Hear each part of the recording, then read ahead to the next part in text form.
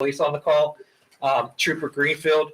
And what we want to do is I promise this board and I promise the public that we keep having these conversations in public about the work we're doing and the great efforts of everyone here trying to really take a good examination about what our policies and protocols are and how we can improve school climate. And what I'd like to do is turn the call over to Trooper Greenfield, who's joining us remotely. And we're just bringing up to speed where we're at. And one thing that we did was two things we did actually since our last time we met. We went on Indiana Live in the morning, myself, Trooper Greenfield, and a corporal from the Heritage Affairs Office of the Pennsylvania State Police.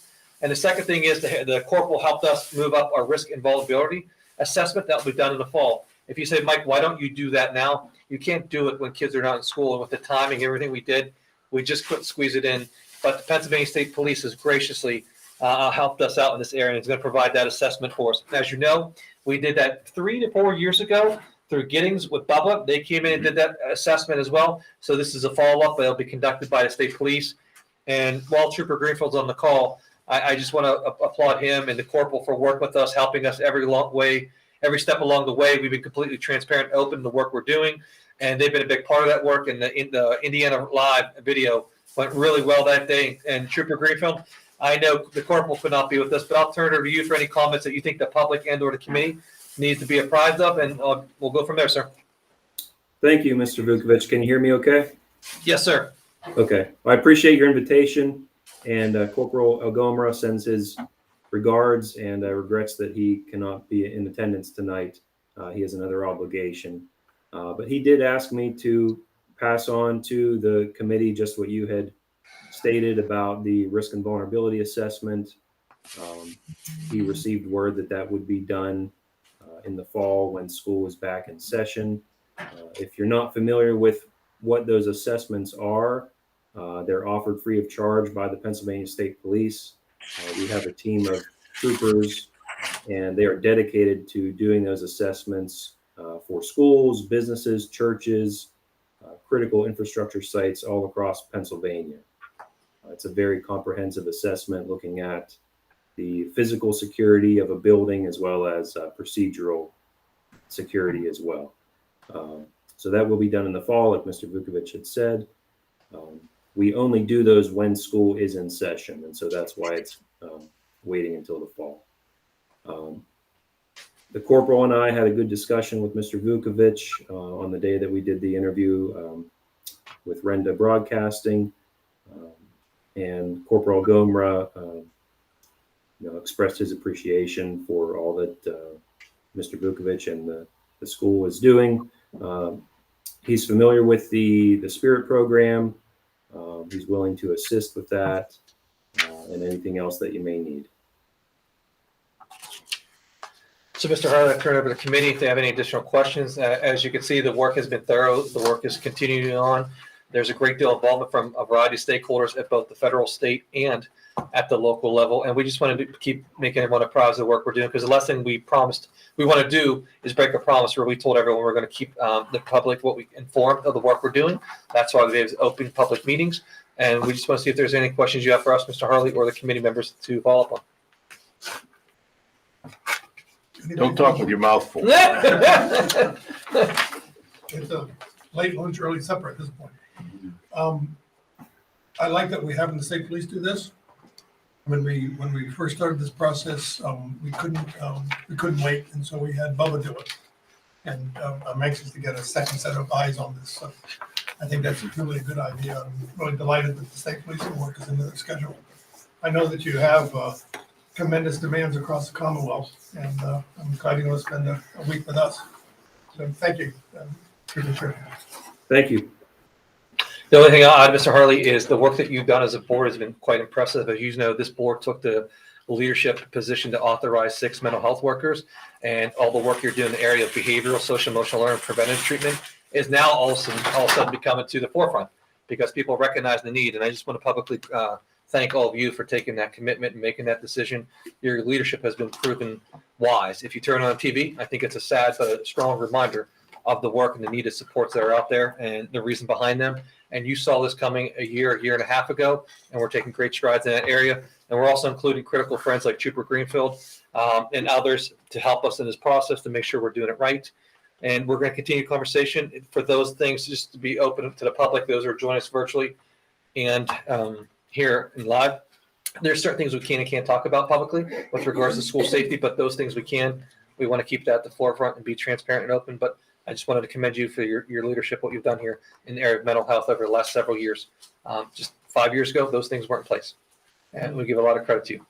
And also credit to our partners, the Guidance Center and IUP, Absolutely. providing personnel that have some idea what they're doing. Yep. The last thing I'll add to that, Mr. Harley, then I'll shut up and move on. Ms. Blank's going to have an outreach committee meeting, I think, on buildings and grounds transportation. One thing this board asked me to do, and we're following through on that, and we'll talk more about it on her night, is we have met with 3 agencies, Community Guidance Center, Open Door Crisis Center, and the Armstrong, Indiana Clarion Drug and Alcohol Commission. That's a mouthful, but I think I got it right. And we had a great meeting. Aaron, myself, Justin, and Rob were present, and we're going to have a public forum. We're shooting for August 10th. We're going to take a step back. We're not going to lead it. We're not going to present, but we are going to allow them to use our buildings with your approval to come in and do a presentation for the community. As you know, we've received some emails saying we could do better and do more, and there's only so much a school can do. And I think to that point, we've done a lot, but we now have the fortune to have some of our community providers come in and do a night on a variety of trainings related to mental health. So people are aware of the supports that exist out there and who they can go to get help beyond just the school. So hopefully that's what you had in mind when you asked us to take this charge. It will happen on August 10th. We have a lot of details to work out from now till then. We'll hopefully be a little bit more prepared at your committee, Ms. Blank, but we wanted to make sure that, again, this is not falling on deaf ears. We understand that our position in this community to lead, and we're trying to do the best we can, but we're also recognizing the fact that we can't do all this work alone. We need to involve our stakeholders and other community friends, and we have a lot of critical friends here. So we want to give them a showcase to help make sure the community is aware of the resources out there. Aaron, Justin, or Rob, anything you want to add to that I may have misspoke about? I just think it's, echo the sentiment that it's going to be a really nice way to show that how the school district is not the owner of this problem, but we can be the conduit to the solution, if that makes sense, where we can connect students and families to those resources that are here in the community and build those partnerships to help our kids and families. Justin, anything you want to add? No, completely agree with Rob. Okay, Mr. Hart, that's all for item number 1. If you're okay, I'll move on to item number 2. It's going to take a few hours to eat this food, so take your time.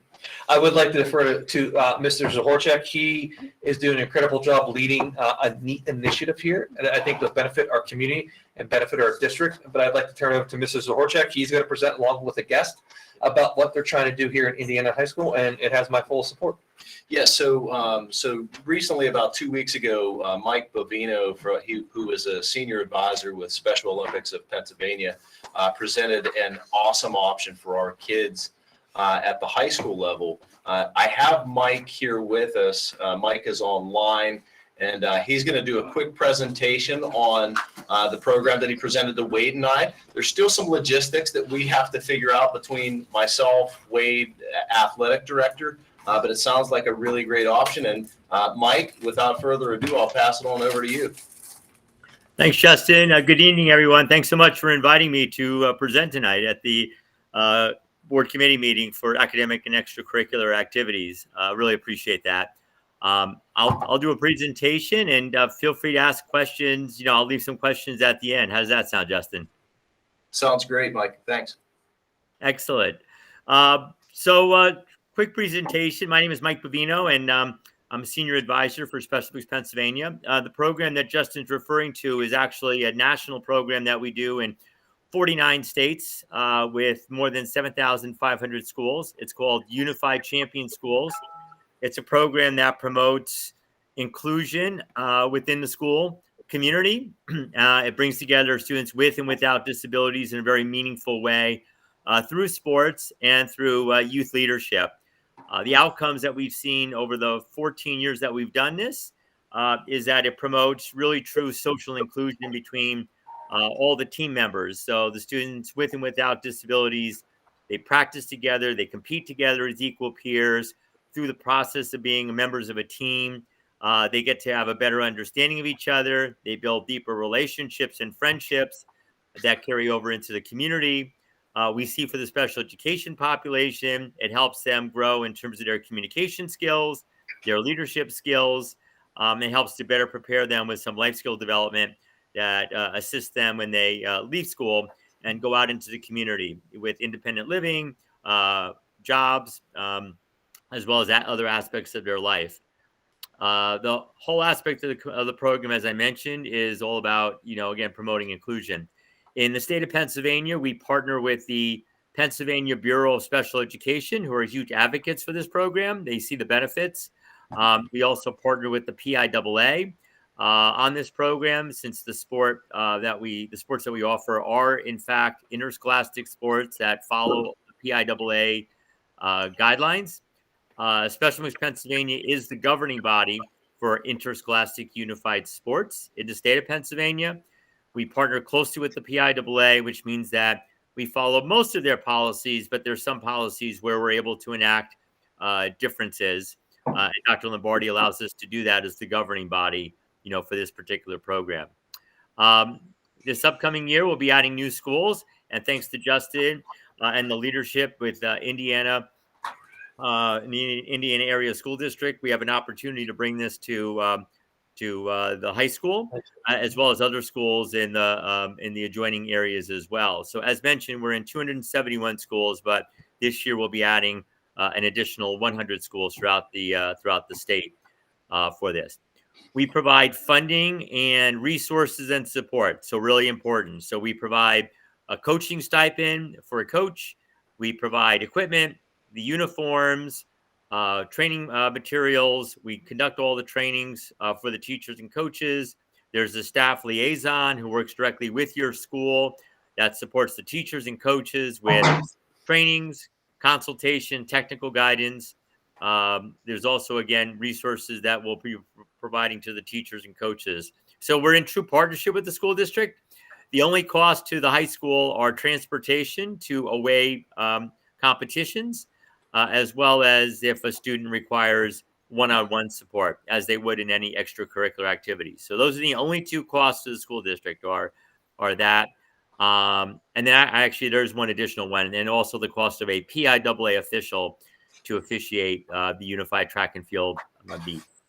The three components of this program are unified sports, an inclusive youth leadership club whose job is to promote inclusion, respect, acceptance, and understanding in the school community.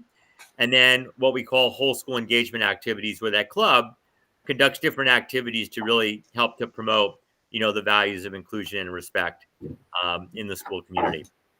The sport component that we be partnering with Indiana Area High School on is unified track and field, which takes place in the springtime. Again, it's treated just like every other interscholastic sport offered at the high school. So it's treated like any other PIAA sport. The participants complete the PIAA paperwork, the physical examination, the parental consent forms.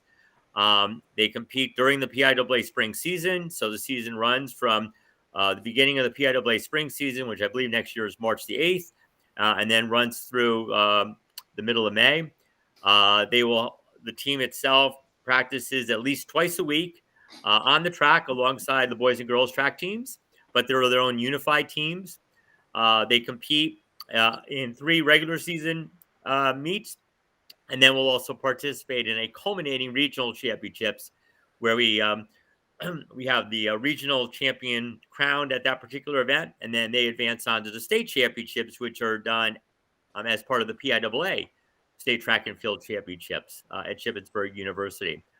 We just concluded that a week and a half ago, and J.P. McCaskey High School in Lancaster won the state championships this year. We'll train the coaches. The team itself is really a combination of special education students who are Special Olympics eligible, meaning students with intellectual or developmental disabilities, including different types of autism. And then half the team are general education students that don't have a disability. This program, however, is open to students with other types of disabilities. So students with physical disabilities, students who, for example, have Asperger's, they're all eligible to be a part of the team.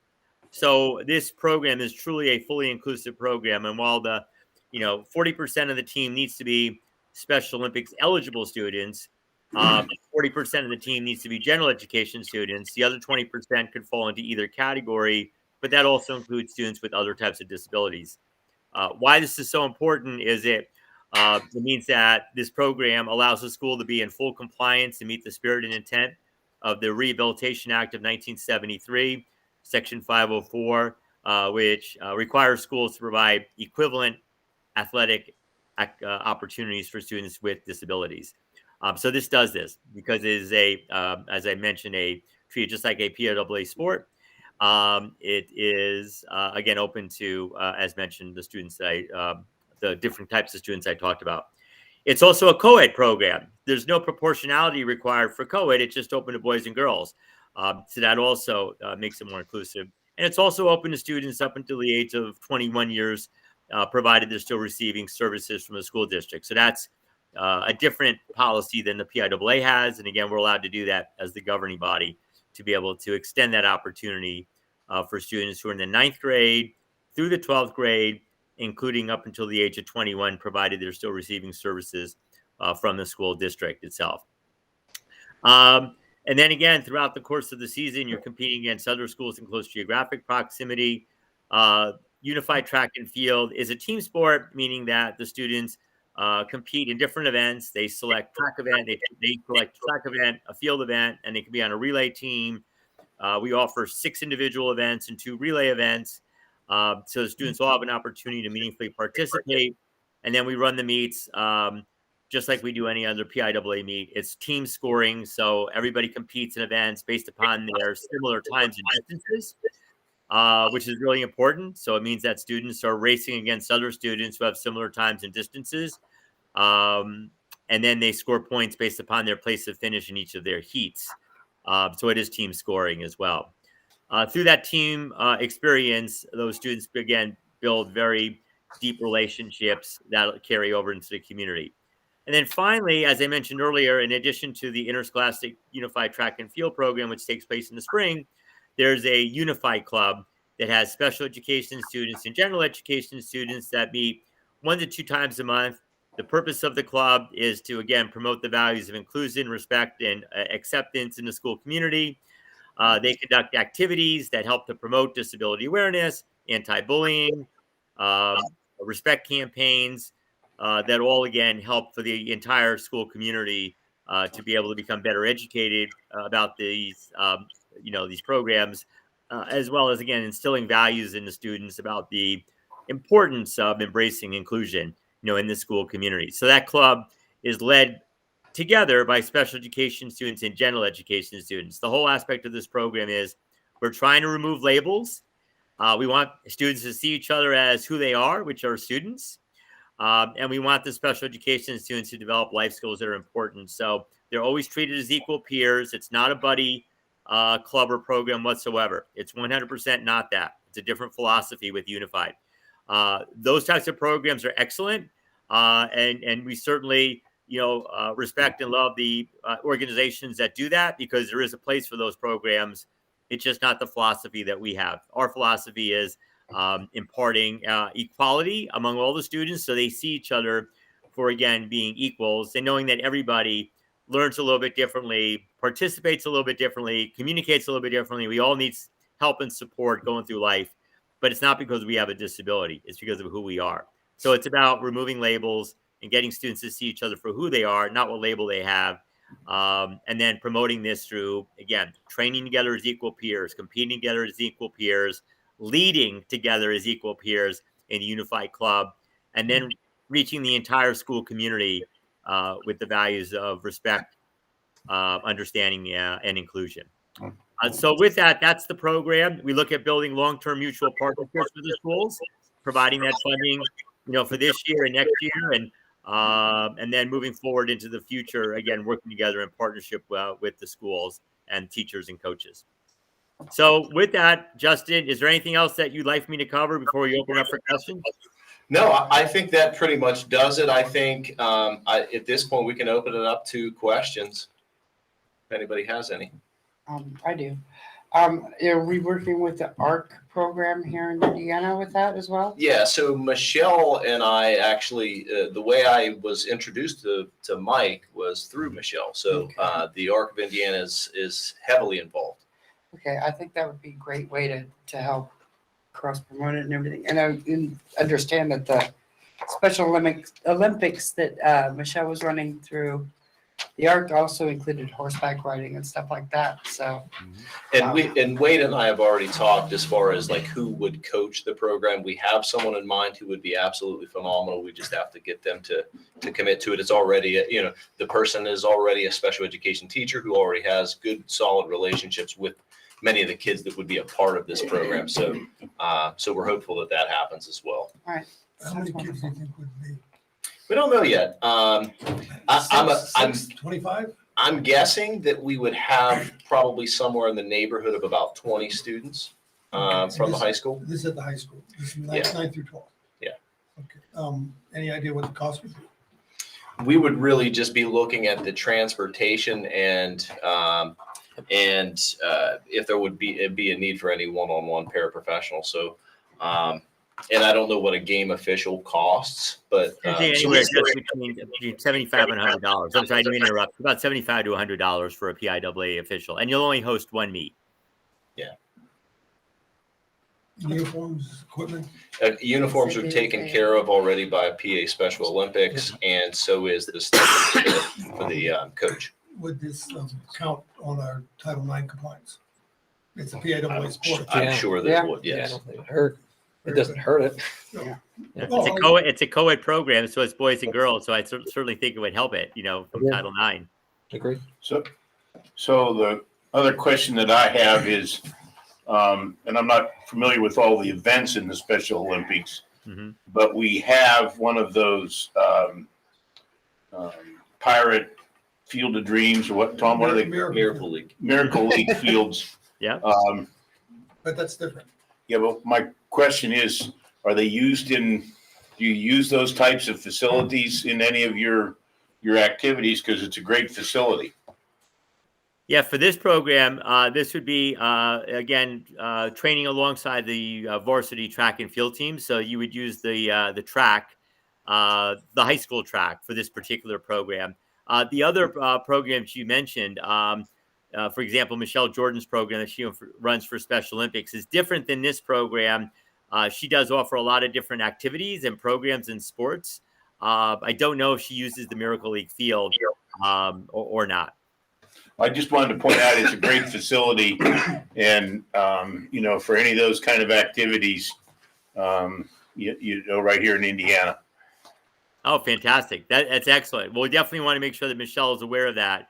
So again, with the program that she runs in the community, and we're all together on this. In other words, Michelle is part of our Special Olympics team. It's just that this particular program is unique in the sense that it really is integrated into the high school itself. So again, what's really important is that this team is looked upon as every other PIAA sport at the high school. So it's not a Special Olympics team at your high school. It's a unified team that's part of your high school. So you have a boys track team, a girls track team, and a Okay. unified track team. Yeah, so that's what makes it different. So even though it's all under the Special Olympics umbrella, and even though we're the governing body and we provide the training and the resources, and we'll be working very closely every step of the way, we want the students and the teachers to look upon this team as just like they would the girls soccer team and the boys baseball team, right? They're part of the high school athletic culture. Okay, I understand now. Yeah. That means also, by the way, that they'll earn varsity letters. They'd be eligible to earn varsity letters. It would mean if you do a preseason pep rally with all the spring sports, they'd march in alongside the girls softball team, the boys baseball team, and the track and field team. Let's make it a motion with the costs for the next board meeting. And we'll see if we get 5 people to support it. Okay. Sounds good. Michael, thank you.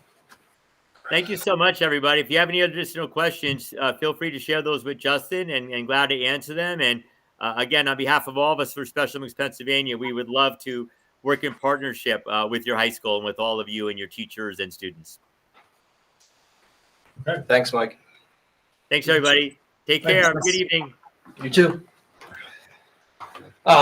Moving on to the list, the Holocaust Museum trip. This one's pretty exciting, this opportunity. Some back history to this. When I was teaching, I wanted to take kids to Washington, D.C. I wanted to take them down there, see things that they may not be able to see on their own.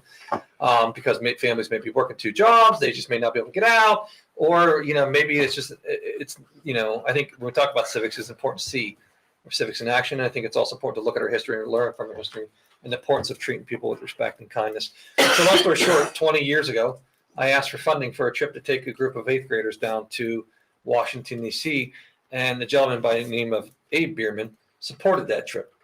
His wife passed, and I think eventually he has since passed. Now he donated money to the community foundations, which we're a part of, to fund this for schools around Cambria, Blair, Somerset, and Indiana County. And this is something that, again, started 20 years ago, and Indiana has the opportunity to take advantage of it, where an all-expense paid trip to the Holocaust Museum is being offered to our students. That includes bus transportation and meal for each chaperone and student.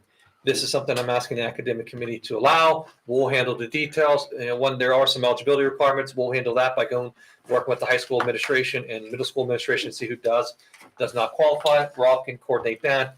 But we just want to make you aware of it because we start talking about these things that we've seen in history and even local history recently, with the need to interact in positive manners, understand the importance of history, the impact of history, and the need for treating people with respect and kindness.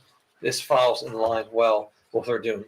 Subsequently, we're also required by law to teach about the Holocaust Museum. That's embedded in the curriculum. I'm assuming most likely at the 10th, 11th, 12th grade year, probably say 11th grade year. So, yep. So it fits in within our scope and sequence. I find it to be beneficial to kids, but also it's a neat opportunity to take kids down to see something they may not be able to see. So we do not, under any obligation, have to take this offer. It is brought forward, and I'd like you to have a discussion on it and see if you can support it, sir.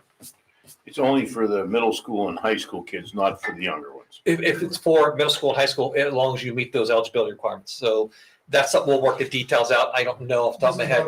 This is not a museum for a 3rd grader. Yeah, it's pretty That's- powerful. That's the point I'm trying Yeah. to, that's the point I want to make. It is pretty powerful museum. Well, We what used to grade take do we, 6th graders. what grade did we, are the kids going down, do the kids go down to Johnstown Flood Memorial? I don't know off the top of my head. Because if the kids are able to do that, because that's some heavy stuff, Yeah. then they should be able to do the other. Yeah, I think it's specific for middle school. When I did it, I took 8th graders. I think it's for middle school and high school. Mr. Joseph, did you want to say something?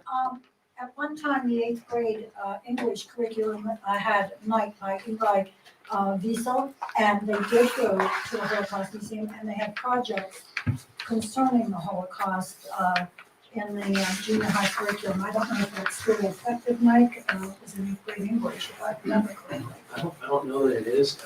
Donnie and I were talking about this earlier today. I don't believe it. About the 8th grade English, I'm not sure that it's specific. Now, 8th grade English, we were thinking it would be more aligned with social studies or history, which I think pushes it up to the high school. But I mean, we can explore it more Yeah. thoroughly for sure. Yeah, we can check out the details. I just need to know if you're okay with it. If you're okay, because this is where it kind of, I have to push the panic button a little bit. It's first come, first serve. So you want to get in the list, and I kind of want to let them know. But if you're objective, we don't have to go. It's just something that was brought to our attention that we started 20 years ago. You do. And there's a lot of time that you can make that part of the day too. Yes. Yeah, it's really a neat opportunity for our students, I believe, but we want to make sure you're comfortable with it. I am all for I it. vote yes twice. Yeah, we- All right, we'll move on that. I'll ask Rob to follow up with Wade, Doug, and Mike and Donnie. They can figure out the details, and we'll go from there. Okay. Bill, since you're here, I didn't want to exclude you. Anything you want to add about it, about the Holocaust Museum? Okay, all right. Moving on. This one is something I wanted to get your insight on and thought process on. It's called Pathways to Success. We have some EITC funds that were submitted to the district, and we have to decide how we want to use these funds. Let's keep going. EITC, Oh, enhancing education tax credit. So long story short, there you go. and I'm not an expert by any means, but long story short, companies can say, look, yeah, in lieu of a tax reduction or some sort of tax credit, we'll give to the local school. You see Catholic schools, private schools get really good at it.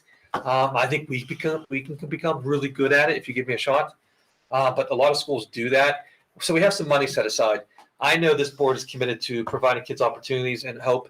I'd ask for permission to use some of that fund to fund IUP, those kids who are taking some classes for dual enrollment and college and high school credits to pay for some of them. I also want permission to continue the conversation with some other local critical friends about how we can further expand the program. And here's why. One, it falls in line with the vision of the board. But two, we're going to run out of money quick. Right now, I have about $8,000 or $9,000 I can use to cover the IUP bill. When you tab on Westmoreland Community College, it's probably anywhere from, bless you, another $20,000 to $30,000. So I need to raise some funds to do this, but I think we can do something really special here. Not to the level of the Pittsburgh Promise and what they do, but something similar to where you guys can be the first board to provide free, all cost paid college credits to our kids. I think that's a remarkable vision for the board that you've asked me to do 4 years ago. It took me a little time to get to it, but Rob and Justin and the whole entire team can work with me, and we'll also need Jared because he knows the EITC better than I do. I'm not great at it. We'll need some some outside help. But the one thing I will say about Indiana, every time we call and ask for help from our community members or from businesses or people who want to donate, they've been there. This is an opportunity to do what you want to do as far as increasing hope and opportunity and making college feasible and affordable, in this case free, for a lot of kids. We have a lot of work, details to work out, but preliminary, I want to know if you're okay with us using what we do have already, EITC funds, to help offset those costs. And then secondly, can I try to expand the program if you're comfortable with it? How much do you have? Right now, I think we have 18,000, and 8 of it pays for all the IUP credits. We talked to IUP, and right now we have 20 students involved, and one of them's taking 2 courses. We could pay that entire bill. Then I'm just running short on Westmoreland Community College, so I need to figure out how we want to divide that money. So Jared, Rob, Justin, and myself will figure it out. But what my goal would be, Madam Vice President, to be quite frank, is to raise $30,000 to $50,000 every year on an annual basis through EITC that we can fund the Indiana Pathway to Success program. You have 20 students for this fall? 20 students at IUP. That does not count For anything. this coming fall? Yes. Not currently. Yeah, for this coming fall. And if you say, well, Mike, what's the number at Westmoreland Community College? I couldn't give it to you. Rob and I were trying to figure that out, and I called them directly. Here's the problem. They accept enrollment till October. And the bills aren't even done till November, so I couldn't even tell you certainly what that number is. So we looked at past history. In the past history, we had, about $20,000, $25,000 bill in college and high school credits. So I'm a little challenged here. If they don't We accept, have a program for that. yes, I know. If they accept up through October, and they don't bill till November, then it's not starting in the fall semester?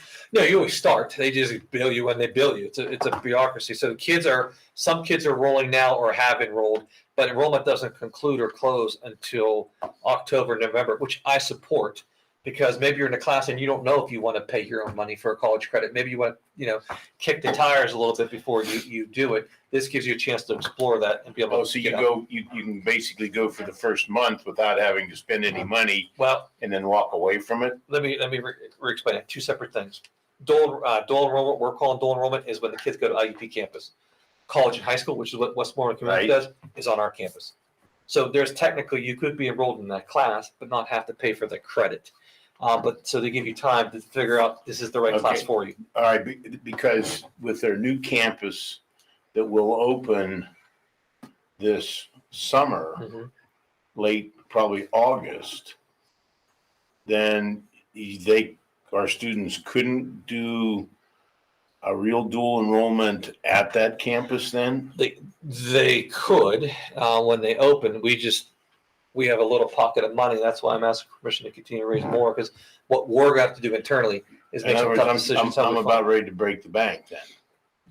Yeah, you could. Okay, You could. okay. I mean, But my point is, there's no restrictions on our students doing an actual dual enrollment up at the ICTC campus with Westmoreland County Community Right, we College. expect those opportunities to expand Yeah. significantly here. I do too, once that gets, particularly for our ICTC Even 20 students. kids at IUP, actually on campus IUP, that's an increase in numbers, is it? yeah, we're Double? and not only that, but IUP has been really much more neighborly with us, Yeah. because I think, like I told you before, and I'm not speaking ill of anyone, the course credit was never the problem. It's like $250 for a course.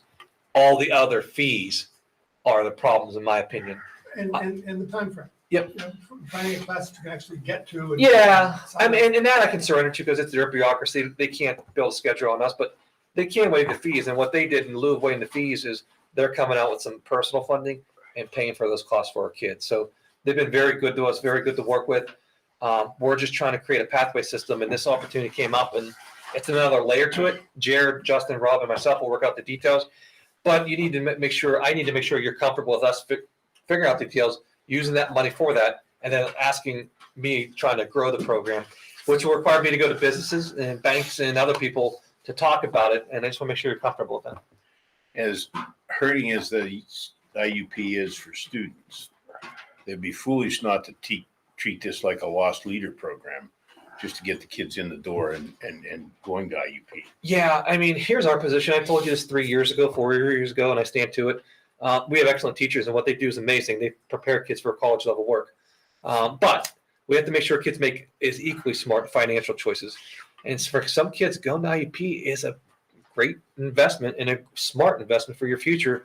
So we want to help kids really develop that consumer perspective, that they understand what they're getting into, they understand the cost benefit of that, and understand how that can lead to some sort of either credentialing or degree certification. That's what we want to do, and we want to build that. And if anyone who wants to go outside of Indiana, that's fine too. We're not trying to regulate that. We are trying to say, though, for a lot of families, every dollar matters, and we want to make sure we give them an option to invest locally, to get that degree done quick, and then we're giving them a jump start. But Mike, even if my kid goes to IUP while he's in high school, those credits are going to transfer. Yes, they can. To I think 32 Yep. other colleges. And same thing was Farmington Coach. Yep. As direct transfers. Agreed. Not as like, well, that was very nice, I'm glad you take that course. Yep. The other thing this does is, and I think the studies show this, is that it gets the kids understanding what they have to do to be successful in college when they're still having help at the high school level. And it builds confidence for those kids. And so the success rate of these kids actually finishing college, not just starting, but actually finishing college with a useful degree, goes way up when they have this opportunity. And my concern with our program of college in the classroom is that we have half of our kids that can't afford the $50. And what you're trying to do is trying to make that problem disappear. So I'm all in favor of you tapping in this program. What it does is it diverts state tax money from Harrisburg to a local education facility. And where it should go, in my opinion, to our kids. Directly to the kids. So To the benefit them. benefit is tremendous. The kids that get it, and the numbers you're talking about is a huge increase of kids that are looking at college now as juniors and seniors in high school. And they'll be successful because we're going to make sure they're successful, and we're going to help them be successful, which gives them the head start when they actually go to college, as opposed to that shock that first semester when the kid goes off the slippery rock and he's back in 3 months. And we hope what you're seeing is a kind of a birth to college. I can't steal that because I think that's from the Harlem School Zone in Harlem, New York. But you see a nice cradle to college kind of platform happening with all the work that they're doing with Rob and Justin, the elementary principals, and focusing on social emotional learning, literacy. Now you're seeing that return investment on a career. You're seeing that investment on high expectations. And most importantly, their teachers have done an amazing job preparing these kids. So not only getting enrolled in college, they're being successful in college too. And we want to keep pushing them. And this allows them to do that, but it also allows us to give them some And access. We're talking about all the kids, okay, not just the kids that have the extra $50, Right. all the kids. Yeah. It's so important. Tom, those classes from IUP are good all over the country. My son, although that was 12, 13, 14 years ago, yes, too many years ago, took 4 classes. One, the 4-credit English class, one a sociology class. Both of those transferred to the University of Idaho as direct replacements for his freshman year. And the other 2 classes he took, they accepted as elective, all towards his graduation And requirements. you're right, generally, Penn State's always got a question. The only other thing I'll add that, Mr. Hurley, in no way, shape, or form am I saying dual enrollment or college and high school is better than AP or vice versa. There is a world where they can both exist, and kids have options, and that's what matters to me. And this, I would like, if you're okay with it, I would like to communicate to the families as soon as I possibly can to let them know, because the bills go out in July, I think. I talked to IUP, I think the bills go out in July, and students can enroll in August. But if we're going to be able, if you're comfortable to allocate that EITC funds for the IUP and students, I'd like to get on it. And then if you say, why IUP over Westmoreland Community College? I still have some time to find some more money for Westmoreland Community College. So timeliness, I think this one's important.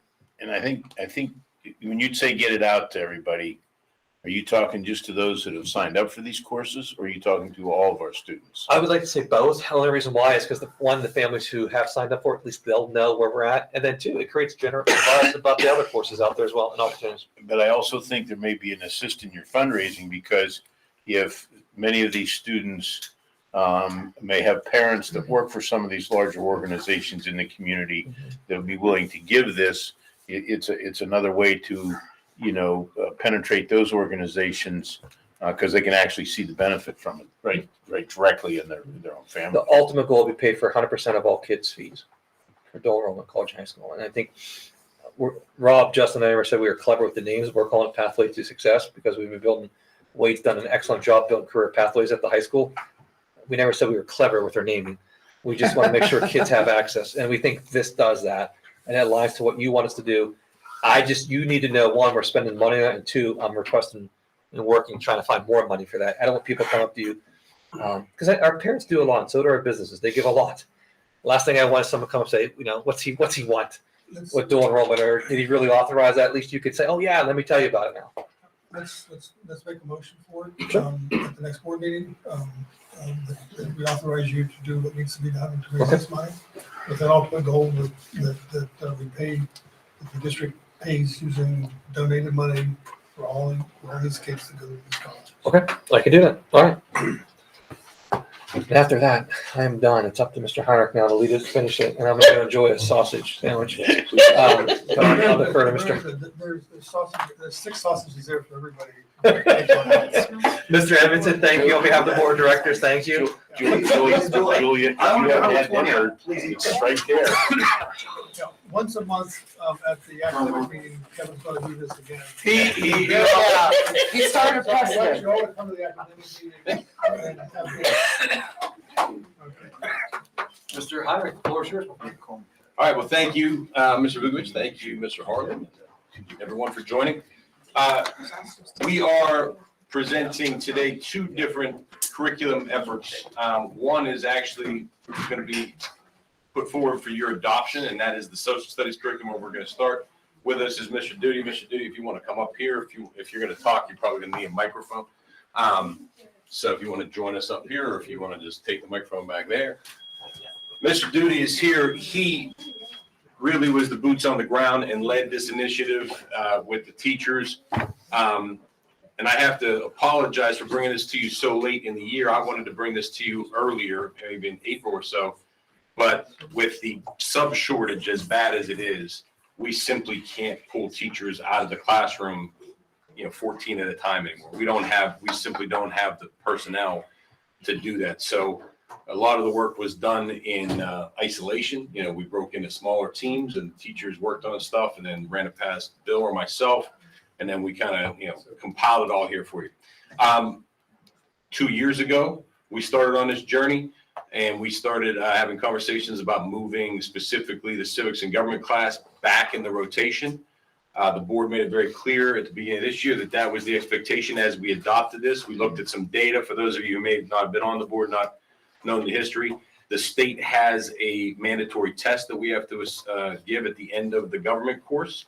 And we have to report those findings to the state. There's no fallout for not scoring well, but we get some recognition for students who score perfect on it. And the last, a year, 2 years ago, I guess, Bill, we adopted our own test.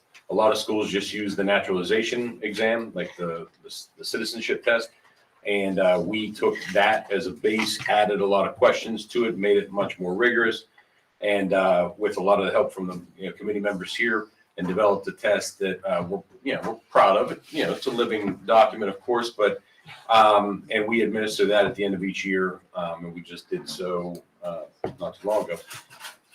That will now be offered, obviously, at the end of the junior year. 2 years ago, we gave that same test to the 9th grade citizenship students or the civics and government students. We gave it to the seniors to see if there was any learning loss. And there was a significant drop off in scores. It wasn't terrible results, but they definitely demonstrated that that maybe there was a need to revisit that or work citizenship and government into the curriculum, which is what the board tasked us with doing. And I think the department through Mr. Duty's leadership, has done a very nice job of meeting that expectation. So I'm going to turn it over to Bill. I'm just going to be his color man as we fill in here, as we lead through the presentation. Hey, real quick before Bill goes. Yeah.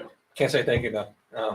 You've helped us every step of the way. You've been very helpful. We were talking to Patan about another curriculum issue, and Bill's like, sign me up. So I can't thank you enough. Seriously, really appreciate it. Would you agree with this, Ron? Oh, 100%. Bill was really stepped up and led, and I can't thank you enough either. We literally could not have got it done without Bill's leadership, with all the things going on and the lack of stuff. So, thank you very much for your leadership.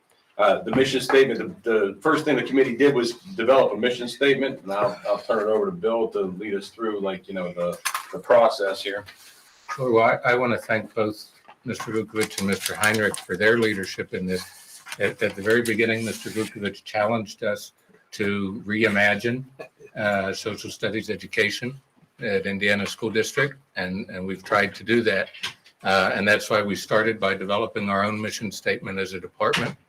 As you can see there, we're committing ourselves to foster hope and opportunity for all of our students, while at the same time challenging them to become global citizens.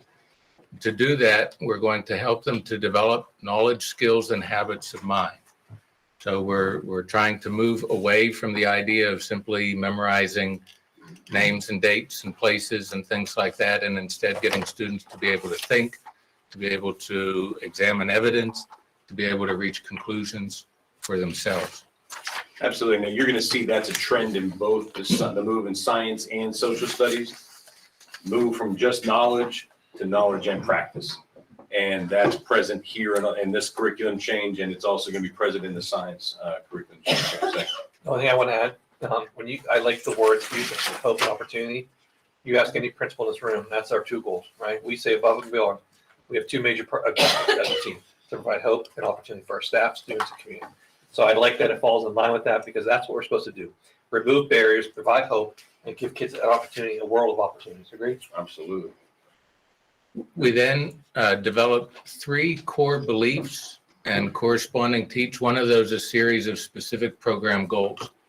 So first, building on what we heard from this committee over the past 2 years, our first core belief is that all students at the end of their K through 12 social studies experience are going to model effective citizenship.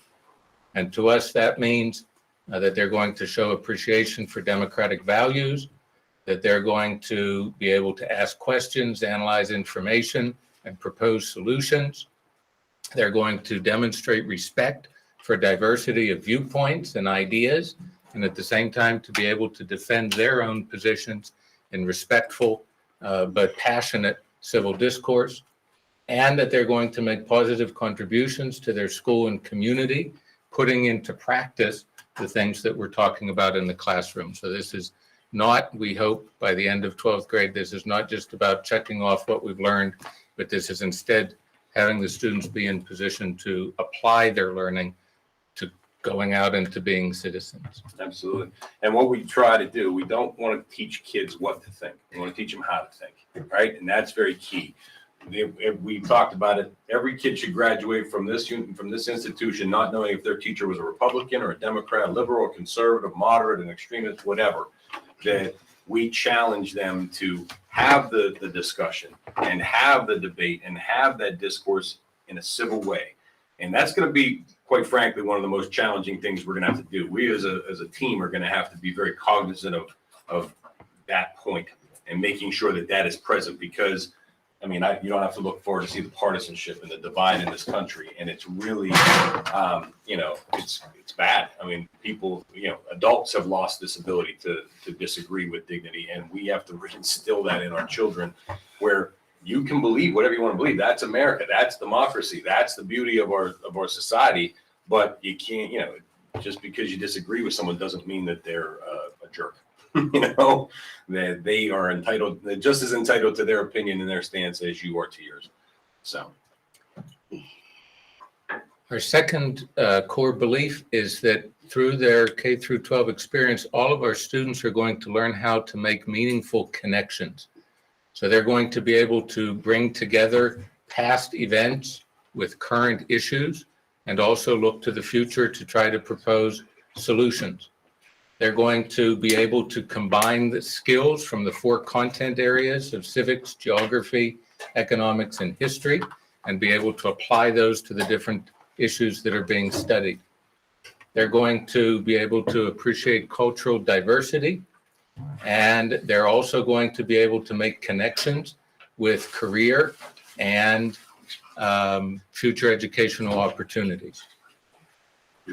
Sorry, that was Randy helping us out there. So, and again, and this is really Webb's depth of knowledge. This is where that connection is. We want those kids to go deep and be able to not only, take past history learning, but then make predictions about what might happen in the future, to really apply that knowledge. And again, that's that move from knowledge to application. And then the third goal is related to us as social studies faculty. We took Mr. Vukovic's challenge to also look at how we go about teaching social studies. And so what we're going to attempt to incorporate into all of our classes is more authentic instruction and assessment, meaning moving away from rote lectures and multiple choice tests and things like that. And instead, you'll see in the planned courses that every course builds off of big ideas and essential or compelling questions. And we're going to use the inquiry approach recommended by the National Council on Social Studies that's going to challenge students to themselves be asking questions, to become more Socratic in our teaching style. We're incorporating, in particular at the elementary levels, literacy. We've tried to tie as much as possible into the CKLA curriculum that's already in place. And at every step of the way, we're trying to give students meaningful opportunities to demonstrate their learning and their understanding, not just by taking a test, but by creating, by projects, by experiences, by doing things that's going to make this meaningful to them, that's going to heighten their engagement. And what we want is for all of our students at the end of their 12 years to be into social studies, just like we all were when we became social studies teachers, to be into social studies. Well, we know it's the most important area. And which we do believe is the most important area. Yes. Next to science. I just want to take this second to point out that I shared with you access to a folder full of all of the planned courses of study. Of course, this is just the overview. We don't have time to go into each individual course and tear it apart, but I encourage you to do so. And please feel free to reach out to me over the week with any questions, concerns. Hey, why did you choose that instead of this? Or why are you going this way instead of that? So we can, because we want you guys to, support this wholeheartedly, and we encourage you to ask questions.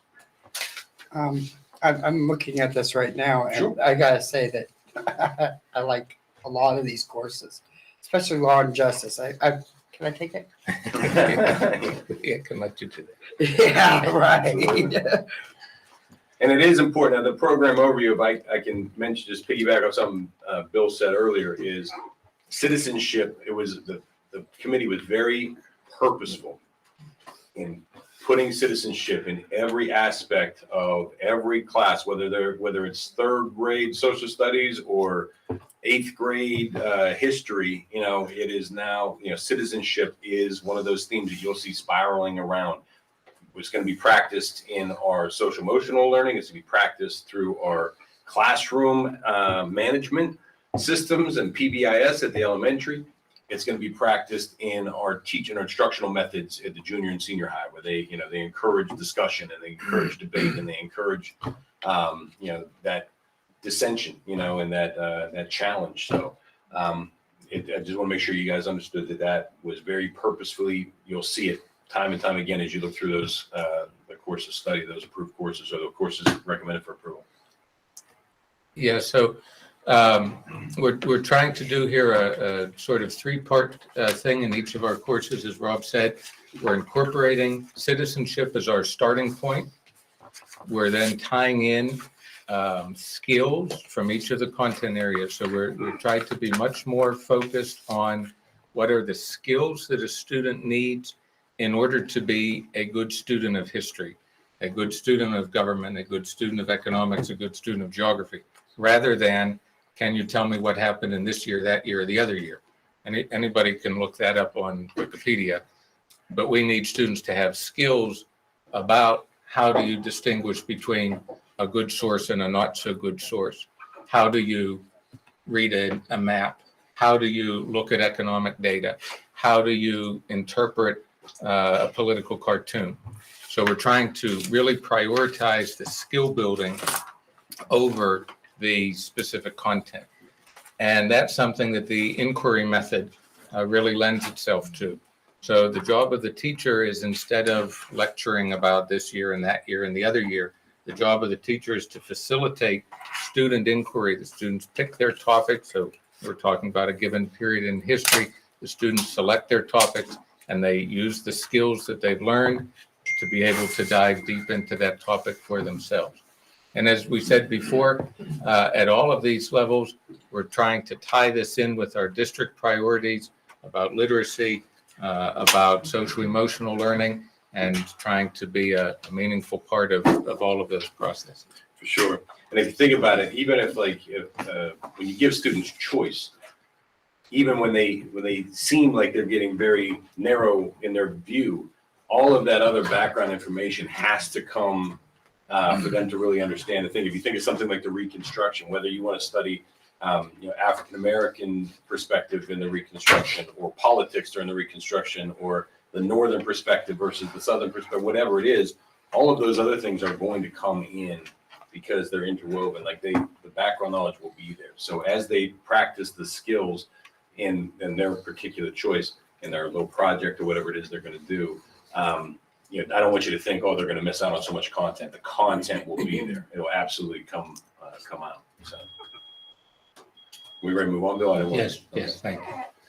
So as we go through the scope and sequence, and I'm not going to go through each individual course here, but what I wanted to emphasize is that we tried to be very purposeful in scaffolding a scope and sequence here that starts at the student's individual level in kindergarten. They're going to become aware of themselves, their family, and their place in the school community. And from that, we then build bigger and bigger, moving in first grade to the school and the community, in second grade to the community and the local area.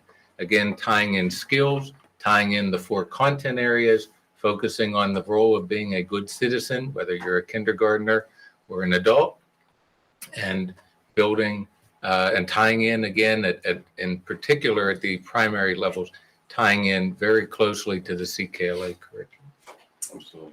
And that was, you're going to hear this over and over again, but the move to CKLA really was a good one, because there's so much content in that CKLA curriculum. So as they learn the English language arts, they're learning about, different time periods in history, or different people from history, or different science lessons. And they read that nonfiction text. So it is such a huge deal, because we're always fighting against time. And CKLA saves us so much time, because it's really killing 2 birds with one stone, or 3 birds with one stone. So this is more what Bill was saying. You start with a small focus and they start to build out, from their small classroom community out to their neighborhood, to their region, and eventually America and the world. Right. At the intermediate level, then we're talking about in 3rd and 4th grade, their local community, their local area in Pennsylvania, then connecting Pennsylvania to U.S. regions, and then finally in 5th grade, a course that we called American Stories, giving students snapshots aligned with different themes, talking about in that course, talking about figures from civil rights, talking about Native Americans, talking about inventors, trying to again awaken a curiosity. We think that for students to become passionate about social studies, curiosity is a very important thing for them to have. And so trying to spark that curiosity by looking at notable figures, notable stories from our American story. At the junior high level, in sixth grade, we have introduced a full year geography course. Several years ago, because of staffing changes, we were forced to drop a geography requirement at the junior high. So we were able to restore that now in the sixth grade. We feel it's really essential that students have, before they start into the history sequence, that students have a very strong foundation in geography. So we were very happy to be able to put that back in at the sixth grade level. In seventh grade, students are going to start the 7, 8, 9, 10 history sequence. Again, in each of these courses, citizenship remains our focus. We're still tying in the skills from the 4 content areas, but now basically our vehicle for doing that shifts over to be history. So in seventh grade, we're looking at world history from the ancient through the early modern periods. And we're particularly interested in the characteristics of those past societies that have an influence today. So we're talking about the Greeks and the Romans and their role in building our government, and the Middle Ages and the way that the idea of the state and of the law influenced our society, and obviously the Enlightenment that had such a big influence on the founding fathers. In eighth grade then, that leads us into the 1700s. We've continued with the framework that we started several years ago of combining American and world history. We believed then, and we still do believe very strongly, that our students need to understand the United States in context of the world, not in isolation. And so in these courses, we try to highlight the American experience in terms of what was going on in the rest of the world during that time period. So eighth grade is the 1700s, and the big event there is, of course, the American Revolution and the formation of our government.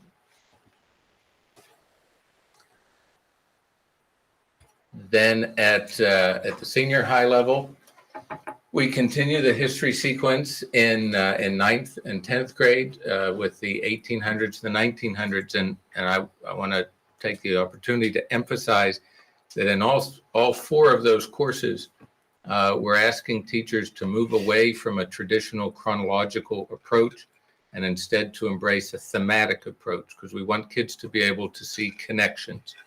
And so, for instance, in the 10th grade course, we're looking at themes like prosperity and depression, the world wars and the Cold War, and helping them to see how World War I very directly led to World War II, and that very directly led to the events of the Cold War. So helping students to be able to make those thematic connections.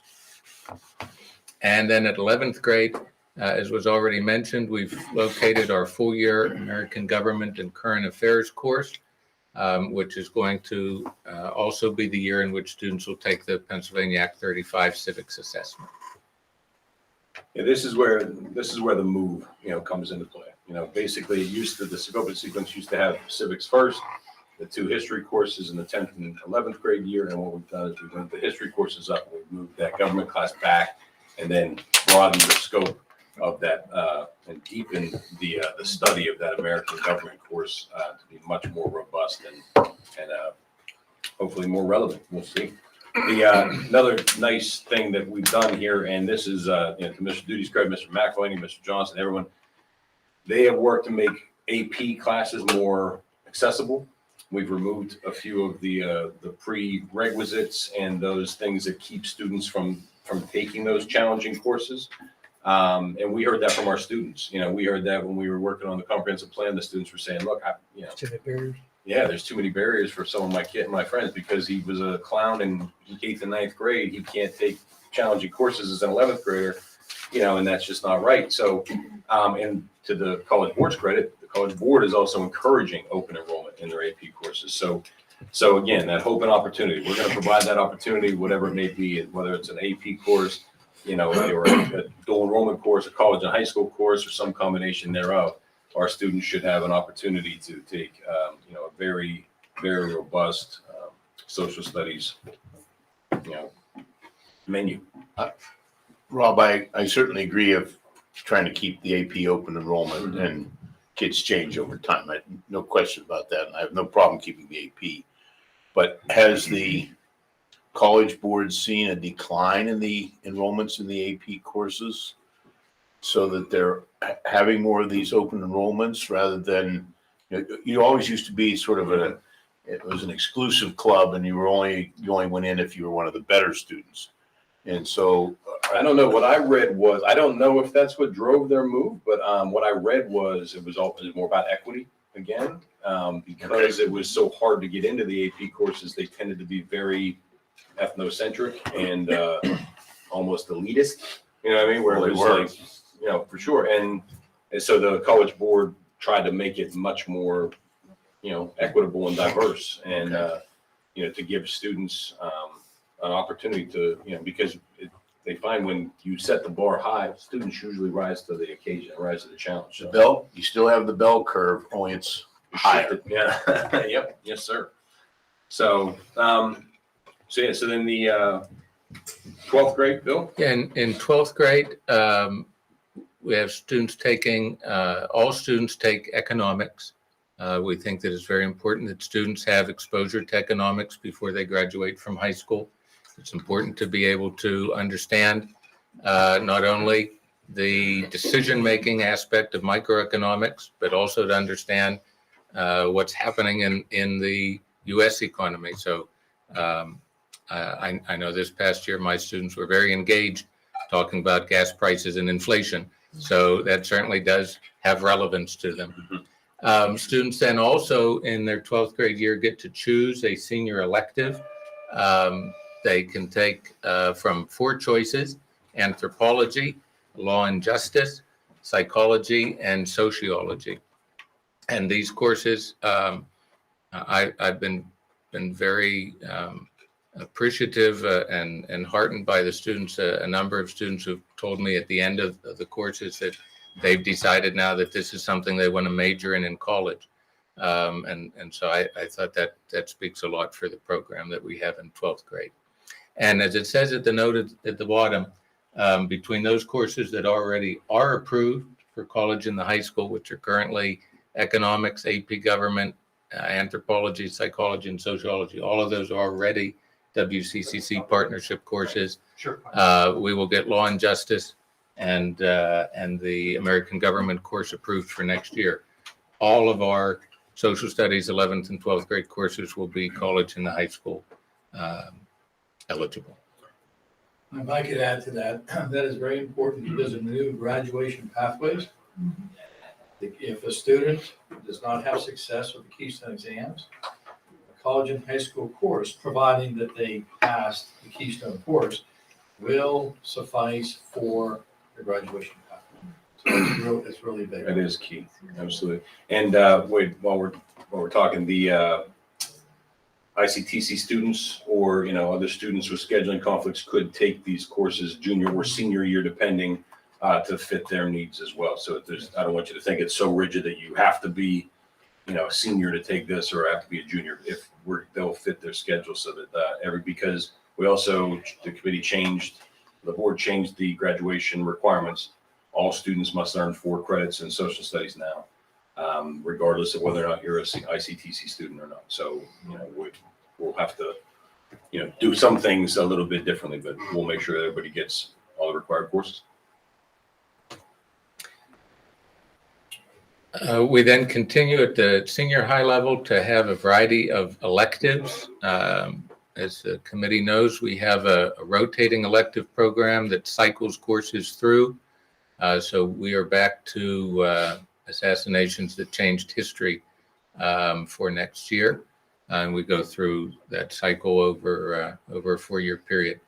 And then depending on faculty availability and student interest, we also have some other electives, 2 geographies and AP European history. And then the next couple slides I included to highlight to the committee some of the different ways, as Mr. Heinrich and Mr. Vukovic have said, that we're trying to make opportunities available for all of our students. So one way that we do that is through AP course offerings. At each year, 10, 11, and 12, students have the opportunity to take an advanced placement course. By taking that course, they're prepared to take College Board AP exam. And if they get a passing score on the exam, they have free college credit to wherever they decide to go. So we have an AP United States History at 10th grade, AP US Government and Politics at the 11th grade, and AP Macroeconomics at 12th grade.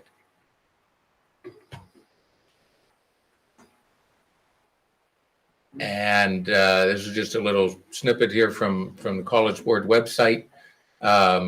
Some of the benefits that College Board has identified in terms of why students should consider taking AP courses in the AP exams. Certainly looks very impressive to colleges on college applications. It demonstrates that students are already working at college level.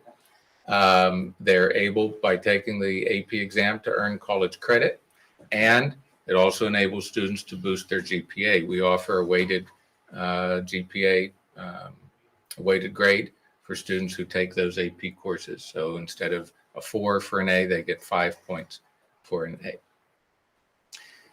What's the cost of the AP test? It's about $90, $95. Yeah, somewhere in that neighborhood. Mike's not here to deny it. We might also want to consider make that umbrella for the college credits to extend to the AP test. Do we already do that way? What's that? Do we make, do we have funds available for students who can't afford to take the AP exam if they want to take it? There are funds available for the students. Students. Threshold. Students who get free and reduced lunch qualify for a fee waiver through College Board. How much? Complete, 100%? right? But for the general population, no, they currently pay their exam. I know some school districts do pay the exam fees. Yeah, I just throw it out. Yes, sir. Do your magic. Okay.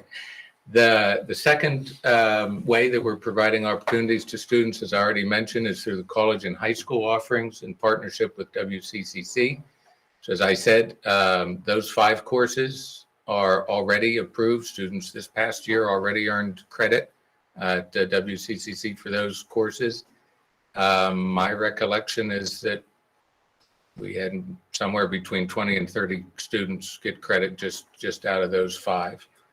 Mr. And Duty, yes, excuse me, are your faculty teaching those courses or are WCCC faculty teaching? no, we teach Your faculty we teaches. teach all of those. Yes. Yeah, college and high school is our faculty. They have to meet Westmoreland Community College accreditation standards. So they have to have a master's degree or have to pass through some other. Whatever the criteria. But then no, it's our course and our curriculum, and the students do the same work that their peers are doing, and at the end they get credit in both places. The only exception to that is the anthropology course, because WCCC doesn't have an intro anthropology. So those kids do an additional project afterwards. It's a 200 level course. So they do an additional project to be able to get that WCCC credit. And you had how many students do this last year? My recollection here is 1, 5, about 10. Another 5 is 20, and I would say another 10 to 15, so about 30 some, yeah. So almost half the class. That'd be about right. About 50% of the kids are doing this. Well, no, at 270, about a fourth of the graduating class, Do you expect that- just out of social studies. Yeah, yeah. And that's just this year. So if they do it this year and do it next year, you're probably right. They probably, well, it might be the same kids, but we're getting a lot of. I'm saying that, going over 20 kids in the classroom, you got 80 kids there, maybe 100 kids and 20, so you're right, 25% of the kids are, and that's probably on a program that hasn't had a lot of PR on it yet, so you would expect to see that grow too. So that's I would great. hope That's so, really yes. good news. I would hope so. Yeah, because again, we're trying to open doors and not shut them. So that's really good. And then the third pathway of opportunity that we have is through our dual enrollment partnership at IUP. Now, for these classes, the students would go to IUP and they would take this class with an IUP professor. And they would be able to take this class in place of one of our courses. And so there are 6 IUP courses that students are able to take in place of taking an IHS course. So that brings us to the materials and resources. Bill got the fun part of the job. I have to show you this part. The materials and resources, like part of this process is every 6 years, the social studies team comes around and they get this one opportunity to try to, to reevaluate their curriculum, either stick with what they have, replenish what they have, or, request new materials. And, they did exactly what we asked. I'm trying to zoom in here and see. Is that better? So I have this linked in the presentation so you guys can look over it at your leisure. Each grade, I have it broken down by each grade level, and I have hyperlinks into the website so you can look at some of the materials. Everybody did a very nice job, especially at the elementary level, of not requesting a whole lot of materials because CKLA covers so much. They, instead of having to do all of these units in social studies, they really said, okay, CKLA covers this, this, and this. Let's just do this and that, so they really pared down what they were asking. At the secondary level, they also done a lot of people said, look, I'm going to take what I have already. I'm going to tweak it a little bit. And again, this is not, the material should not drive the curriculum, and they don't drive the curriculum. If we said no to all of this, every one of these teachers would be able to teach history, right? However, these resources are going to make it much better. These are the resources that support what they're trying to do. And each different grade level had a different team that was, going through researching which resources fit best with what they were trying to accomplish. And they reached out, we got quotes, and we brought the quotes together. The grand total, if we were to get all of the resources for every single request, would come in at $276,505. Obviously, we can't afford that. We have some paring down to do and some prioritizing. I thought we budgeted $250 per year for curriculum. We have some of that, but this social studies is not the only curriculum cost we have. We have about almost $100,000 earmarked for this, so we're going to come up woefully short. But there's some things here that we can cut. There's some things here that are, now this is also for a 6-year subscription. You have to think about this. I thought the board in our budgets had done $250,000 every year. No, my budget is about $300,000. Jared's not here, but I think it's $300,000, and that's half elementary and half secondary for all subjects. So all of the subscriptions, the online programs, the instructional materials, anything that we have to pay for comes out of that budget. Well, I thought we had on these curriculum updates. I thought we had allocated $250 every year for these curriculum updates. I think that's right. Okay. Well, then Jared's hiding money from me, sir. Yeah, well, That's his job, right? that may be his job, but what was happening was the board had budgeted $100,000 for these curriculum updates, not your normal stuff, but Okay. and so we would have a math thing that we couldn't afford, and so instead of doing it every 7 years, it was every 11 years. And Or they'd be creative and you do part of it this year and then borrow from next year. Okay, and so then we kind of just said, there's a better way to build this mousetrap. Yeah. Well, great. I believe that Jared's holding on here. Okay, so find that out because we've addressed this problem. Good. Okay, and what we thought we were doing is we were fully funding these curriculum updates so that they happened on time, on schedule, that we didn't have classes that were 20 years out of date. I'm almost positive that's what the board thinks is happening. Okay. Okay, Yeah. so Jared's holding your feet in the fire, which I That- appreciate. that- Okay, but at the same time, we recognize the need that to update these curriculum. And on a 10-year cycle, that was just, if then, that was just Sure. silly. So we need to fund the thing, so it's funded properly, that it's not, that you don't cut the heart out of it to make Jared's budget. Okay, that we do it right. You will get no complaint from me, sir. Tom, I think that's a good distinction. We're under the assumption that there is that, or something in that ballpark of dollars that's being committed. If we're mistaken on that part, then we need to sit down and try to figure out how to correct it. I agree with that. What we talked about is that the cost of everything is skyrocketing. What it used to, just in the last 3 years, what used to cost us $9,000 is costing us $20,000. Yeah. So And maybe the 250 needs to be 500. I don't know, but the point is that we thought we had resolved this. well, it might be time to revisit it. I will talk to Jared. I'm sure he'll be thrilled.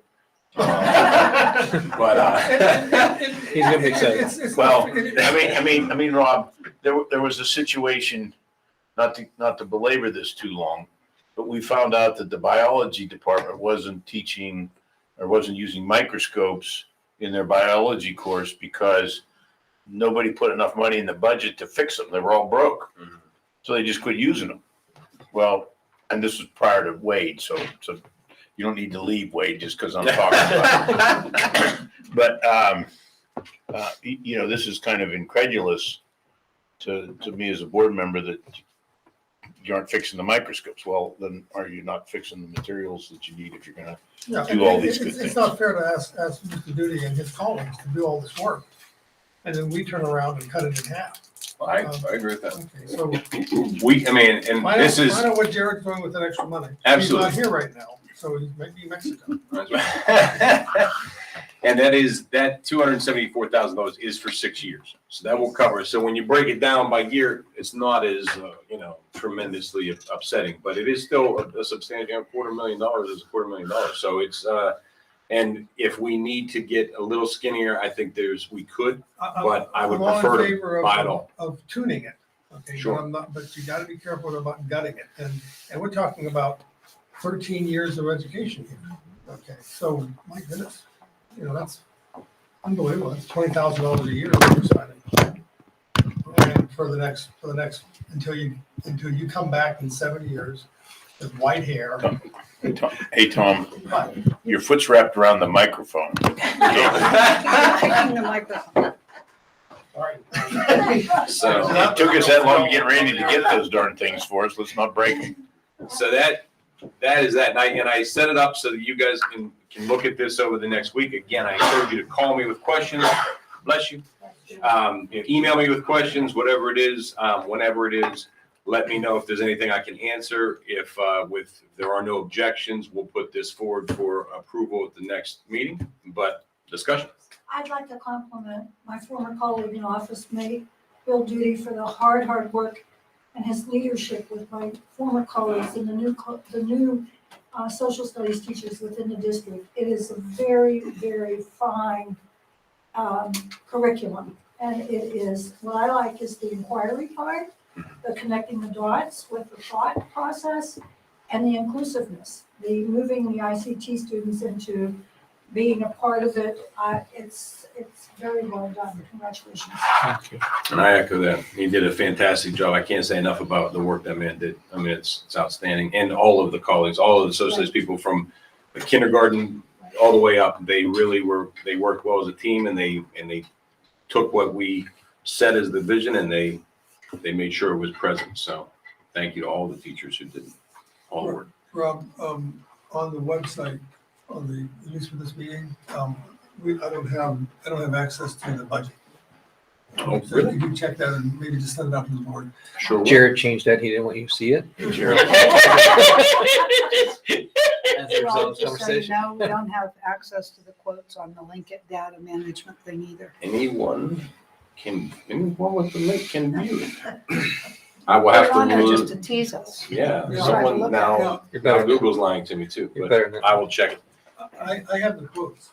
I didn't. We need to be better computer. Here, I'll fix that too. Okay, But- perfect. Okay, any other discussion, questions? Thank you. Thank you very much. Thank you, sir. Yes, Happy summer. Well, now he has to like implement all this. Yeah, oh, and that's a good Now point. that That's we're something to bring up too. The Act 48 committee, I'm just gonna take a second to fill this in because this is relevant to both of these presentations that we're making.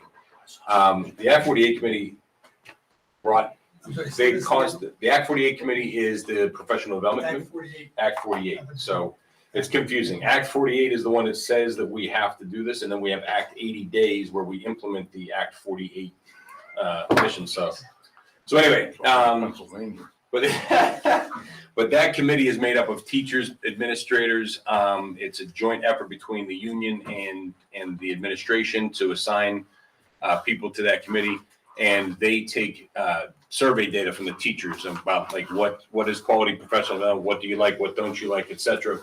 And one of the pieces of feedback that we keep getting is, I wish I had more time to plan with my colleagues. I wish I had more time to plan with my colleagues.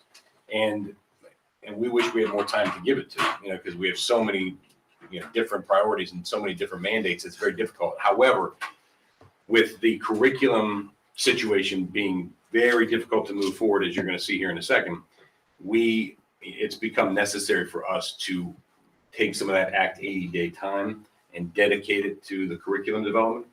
And we're going to install next year what we're calling curriculum maintenance time on as many Act 80 days as possible, so that Mr. Duty can sit with, the social studies department, look at the curriculum we just passed, have conversations about how they're going to instruct it, identify problems that may exist with it. If some change needs to be made, they can then request the change made to me. We can sit down as a team, make the changes, bring it back to this body so you can approve it. So it becomes the living document that it's supposed to be, instead of something we revisit every 6 or 7 years and, you guys rubber stamp. So it should become we should be more agile now if this goes to plan. So I just wanted to bring that up as we're talking about.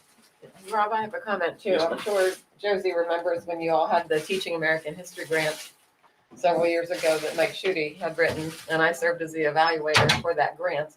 And not only did they collaborate within the social studies department, but they collaborated across departments. And it was so rich when the music teacher sat there and thought, oh, you're teaching this right now. I could do this in music class. And the language arts person, reading said, oh, we could read this. Yeah, it was a very interdisciplinary approach. And it was really powerful. Sue, one of my pet peeves along that lines is, particularly of the 1700s and the 1800s, a lot of the history was taught by music.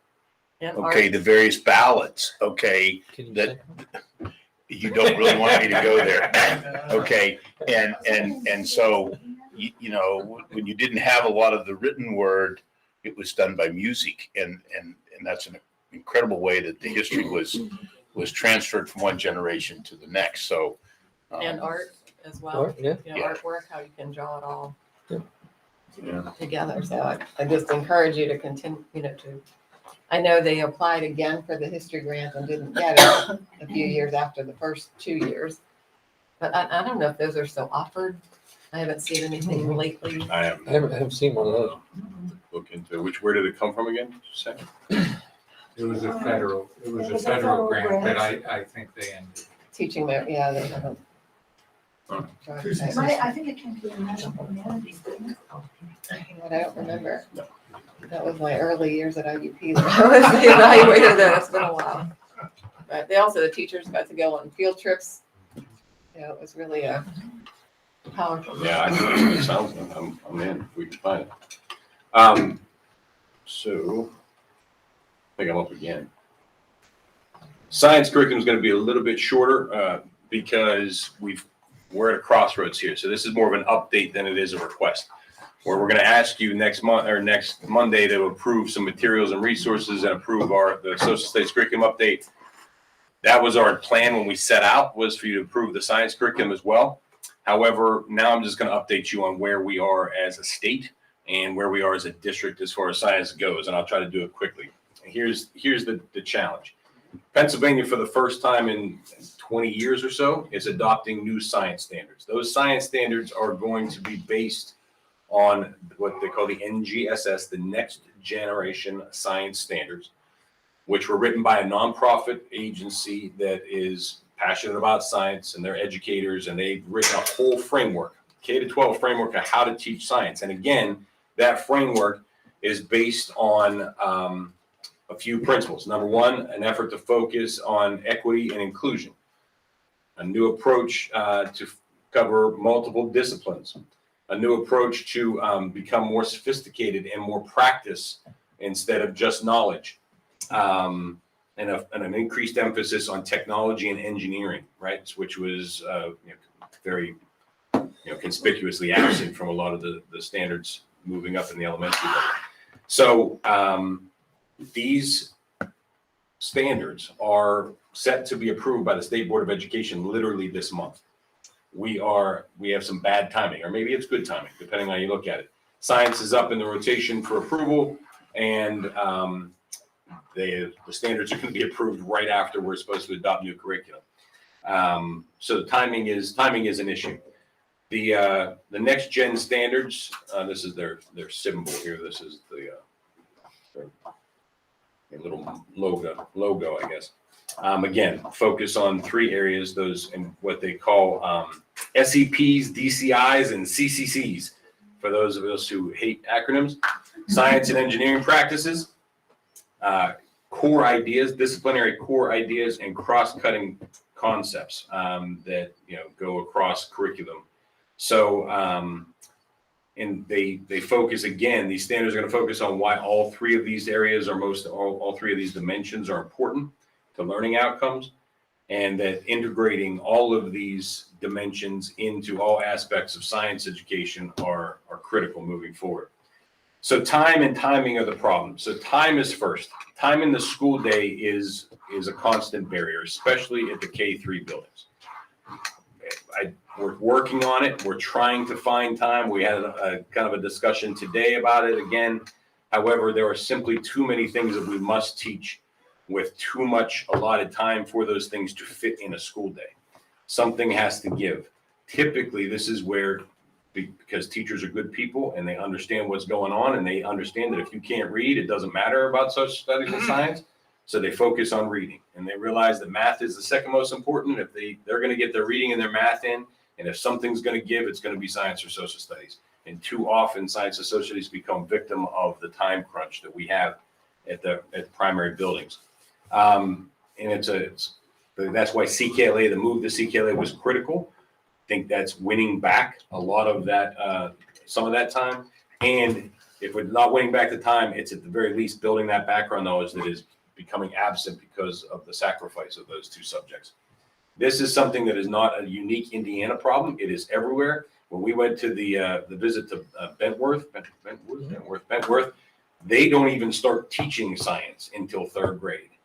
And they get 93% of their kids to pass the fourth grade science test and PSSAs, because they focus so heavily on literacy that the learning becomes so much easier. So I don't necessarily endorse that approach, but I think that the move to CKLA to become more nonfiction and more content heavy was a good move by this board. Are they doing CKLA? They are not. They do not do CKLA. They do the science of reading. They do science of reading. I want to say they use Wilson Foundations and Haggerty too, but I'm not sure what their ELA piece was. I'm pretty sure it's Wonders. Is it Wonders? Yeah. So anyway, again, the timing I mentioned is a bad thing. So time is a problem. We're trying to fill in the gaps. We're trying to to write a curriculum that is going to basically build off the knowledge that CKLA is building, very similar to what the social studies did. And here's the opportunity. These are all the science topics that are covered in CKLA grades K through 5. And if you see there, it's, there's a little bit of everything here. There's ecology, there's earth and space science, there's engineering, there's biology. All of the major standard strands are present in CKLA. Now, do they go deep enough for, to CKLA to stand on its own? No, but they have that knowledge piece. What the science curriculum committee is trying to do is get to that practice piece. We're going to focus more on experiments and the process of science, and we're going to grow things in class, and we're going to, hopefully not kill anything in class, but we're going to use hands-on materials to really, have that practice piece built in. So the timing is the other problem. So time is one problem we're solving with CKLA, and we're going to narrow it down. They did a crosswalk to see what we need to, the gaps we need to fill in. We're going to do that. And then timing is the second piece. And so this year's first grade students will be the first group of students who will take the new PSSA based on the new standards once they're adopted in 25-26. The fifth graders will take the eighth grade exam, and the current seventh grade students will be the first students to take biology under the new state standards. So we need to get it into the, start with first graders. First grade and kindergarten need to be in the new standards sooner rather than later. Everyone else, however, is going to take 2 or 3 tests under the old standards. So this is going to be a phased rollout, and it's going to be problematic. But the good news is that the new standards are more robust, which than less. They're more broad in scope, and they go deeper into practice. So I don't think adopting the new standards is going to hurt anybody taking the old test. However, the sooner we move to that thing, the timing becomes less of a problem, but the time becomes a problem because it takes time to do experiments in class, especially when you're doing it with second graders. It takes time to really go deep in any of these science topics, especially when you're dealing with first graders. So that's what we're fighting. I just wanted you guys to be aware of that situation. Yes, sir. The science curriculum, it makes sense to delay that until you get the standards from the state and you have a chance to digest the standards. And to make sure that textbook providers and other resource providers have time to get caught up. If not, you could be spending hundreds of thousands of dollars on inaccurate, misinformed, and outdated information. Which is a good point. I'm sorry, so let me just highlight this. We, because I pushed them, because I was saying we need to get this done, we need to get this done, we need to meet our deadline, we need to meet our deadline. Those teachers, did it. They busted their butts and they got it done, and they recommended resources that they thought would meet the expectations that the new standards set for them. The problem is that there is no research or no evidence that supports any of it yet. I can't find one. There is only one program that the researchers, Ed Reports is usually the gold standard for evaluating curricula, and they only give one of like the 18 different science programs a passing grade. All of the materials and resources that we were looking at got abysmal scores, and I'm talking epically bad, like 2 out of 26 on their rubric. I can't. That discount. We as a team we can't recommend those materials, right? We need the textbook companies to do a better job to find those materials, and in the meantime, we are going to explore ways to build those hands-on science projects in absence of them if we have to, right? So You talking about a 3-month delay or a year? it could be several years, but we're going to start working on the material problem now, and through the summer. In the fall, we're going to bring this back to you as soon as we have a plan for the materials and resources. The curriculum maps are all but finished, right? The key piece is this materials to help support their mission. There just aren't any good ones that are evidence-based, and we value evidence-based. This board values evidence-based. Why don't you bring an update back when you have some direction, not a final answer, but so that we have some idea what's going on. Yes, sir. I want to add potentially to your dilemma and to your solution. Okay. 10 years ago, we started our first exploration of the possibility of bringing a Challenger Learning Center for space science education right here to Indiana County. This past year, they built 11,000 square feet up at the ICTC campus dedicated for that center. Congressman G.T. Thompson and Senator Bob Casey have included a total of just shy of $2.7 million in their appropriation requests for the final purchase of the simulator and the build out of the space up there at the ICTC campus. We sent a couple of our students some time ago to the Challenger Learning Center in Wheeling. And at the time, the Challenger program is meant to work with your curriculum. And at the time, you were doing space science in 4th grade.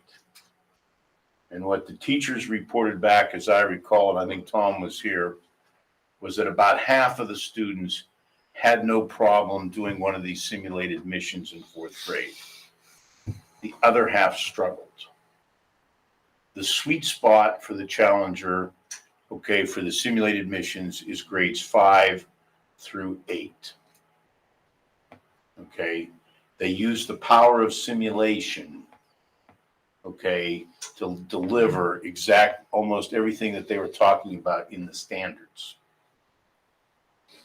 The key becomes one of, if you're going to update your curriculum, if you still have space science focused in the 4th grade, it will be a little bit of a challenge for those students if we're going to send them to the simulator.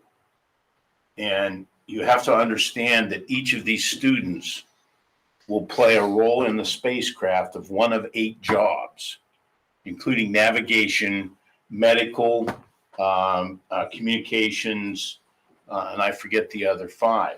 And they'll have a correspondent person in the mission control room. They'll actually fly a mission. We're probably going to purchase the mission to Mars, and we'll probably do the low Earth orbit science mission, Earth science mission. The ecology mission. Yes. Okay. A trip to the moon is possible, but that was my generation. These kids today, one of them will walk on Mars at some point in time. Okay. And so Mars becomes their mission. So what I would ask you to do is a couple things, Robin. If we want to talk about it more offline, I'd be willing to do this.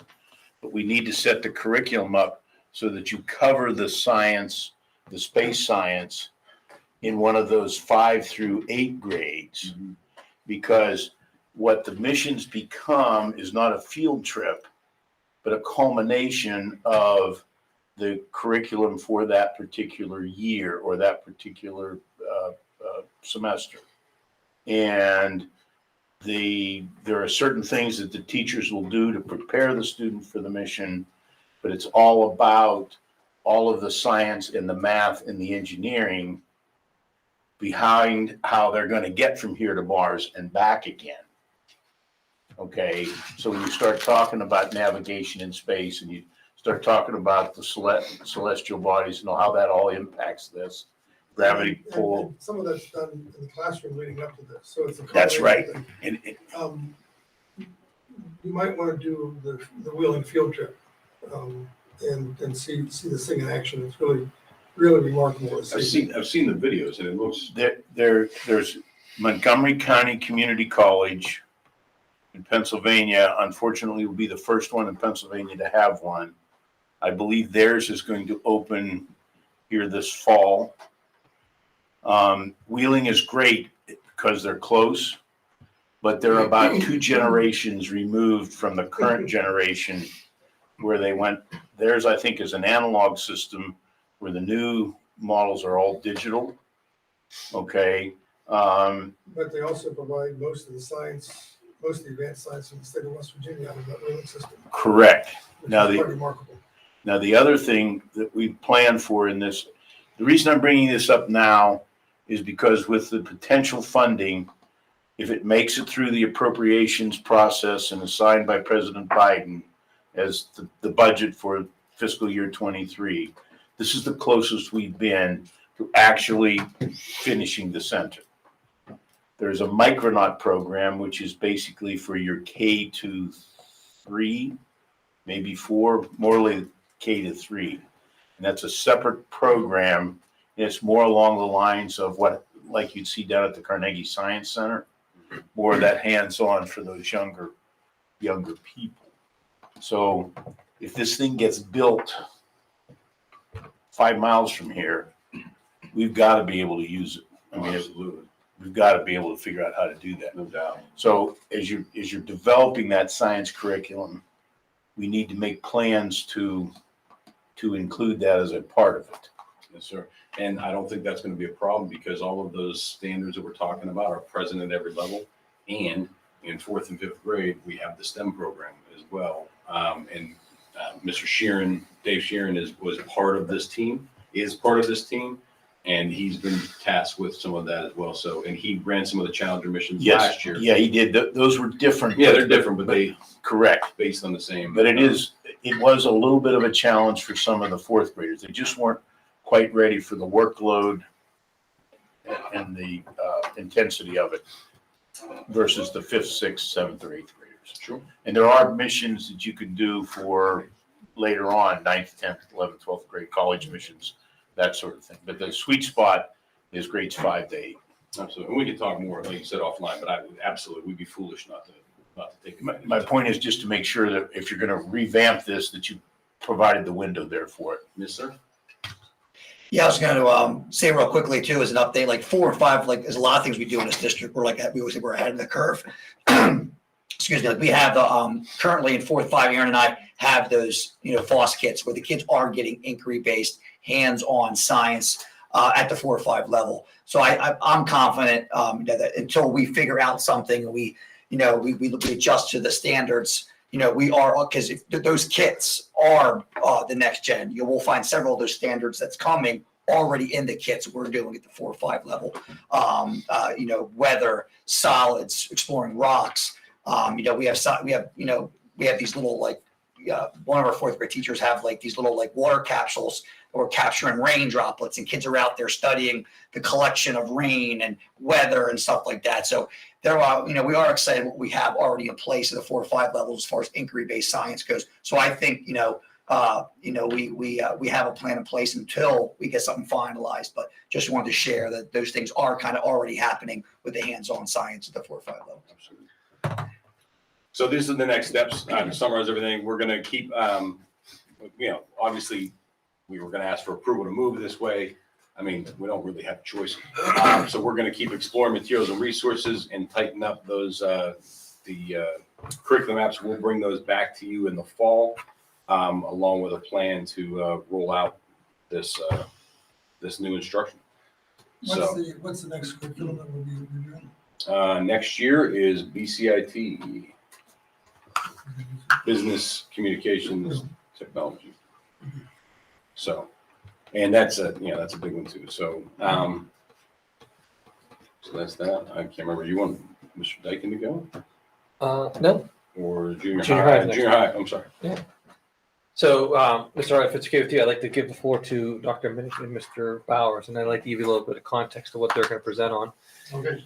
A couple months ago, the board asked us to see what we could do to make sure that we build in time for relationships, build time in for check and connect, build in time to just check on the mental health and well-being of our students. That at the heart of everything we do is relationships. At the high school, we talked about bringing a 10th period back. Wade's underway with working that on to make sure that there's not kids missing through the crack. And I think, when we talk about some of the most recent events we had in the district, our systems were supportive of that and caught those things before they could have been a lot worse.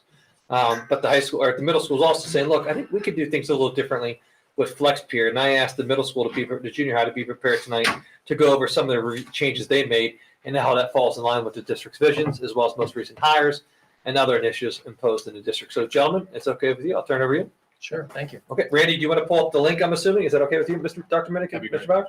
All right, Randy, if you can pull up that link.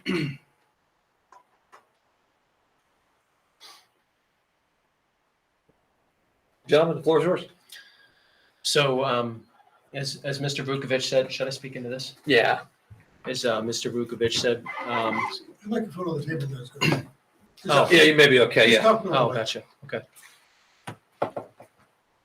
So, can this advance to the next slide? Yep. Just tell Randy when to go. Go ahead, Randy. And Click on the so, link, Randy. so the current schedule, we have a 9-period day in our first period. Yeah, our first period is blended with homeroom. We had about a 4-minute time dedicated to homeroom, and with the exception of 8th grade, which their encore classes are first and second period, 6th and 7th grade had their homeroom connected to first period. And then flex period, which is at the end of the day, is utilized for a variety of things. Our ensembles come out of flex, and teachers utilize flex to bring kids in for remediation or for completing tests and projects. And there's a lot of movement within the building, which can be good, but we don't know if it's optimizing that period of time. So borrowing one of the primary themes of restorative practices that we've learned about in the check-in, check-out model, we went back to having a dedicated homeroom period, which is a 10-minute slot. If you could forward to the next slide, please. And that 10-minute homeroom period gives teachers an opportunity just to touch base with a couple of kids every day on their homeroom roster. But the important change is at the end of the day, instead of having a different flex roster, those homeroom teachers will have their same rosters returned to them at the end of the day. So therein lies the value of having a homeroom flex roster being the same. Teachers will be able to check in at the beginning of the day with kids and then check out with them at the end of the day. We've had an element of that for some of our tier 2 students this year, students that really emerged as kids that needed an extra level of intervention and support. And just because of the needs, the social and emotional needs, the things that kids are have manifested throughout the whole course of the pandemic and what we're dealing with, we felt like the best way to meet the needs of the whole population is to get everybody on board with somewhat of a check-in, check-out model. So we're utilizing homeroom and flex periods that way. Flex will still have some of the uses that we've had in the past. For example, a music teacher's homeroom roster will be those ensemble groups they'll see at the end of the day. Teachers will still be able to pull kids into their flex if there's a dedicated purpose for it, but having a dedicated period where kids are scheduled to be there to begin and end the day, we feel can be a valuable improvement in meeting the needs of our students' social and emotional needs. Mr. Bowers, anything you'd add? Yeah, so in addition to everything we talked about so far, we really want to structure that flex period as well. Like we saw a need for the mental health, well-being of our students. And my first month there, I had the opportunity to meet with several of our English classes. And a lot of those kids, like our pay survey, like they wanted that connection with somebody in the building. We talked back at a couple months ago. It was when we had the event at the senior high. We had other districts that were doing this relationship mapping sort of thing, and they were having success with it, finding that one person in the building to connect with. So by finding that person in the building, seeing that person twice a day and structuring our flex period, as you can see up there, we have the academic days, obviously, where we can focus on that remediation, but we also have our PBIS lessons that we really want to incorporate and get more structure with. Additionally, a lot of kids ask for like a recess. Well, we're at the junior high, we do want to give them that opportunity. So as the mental health comes in, giving them that free day or that theme day to really make that connection, whether they want to go outside with their teacher, whether, maybe there's a theme where their teacher shares a passion that they have, fly fishing, anything like that, whatever it might be, just to get to know that person more. One thing that I saw at our academic behavior coaching program at the senior high was we had the opportunity to have 4 regular ed teachers and myself really get to know the at-risk students and make a connection with them. Once we made a connection with them, once they went back out to the regular classes, we saw more point people within the building that they had a connection with.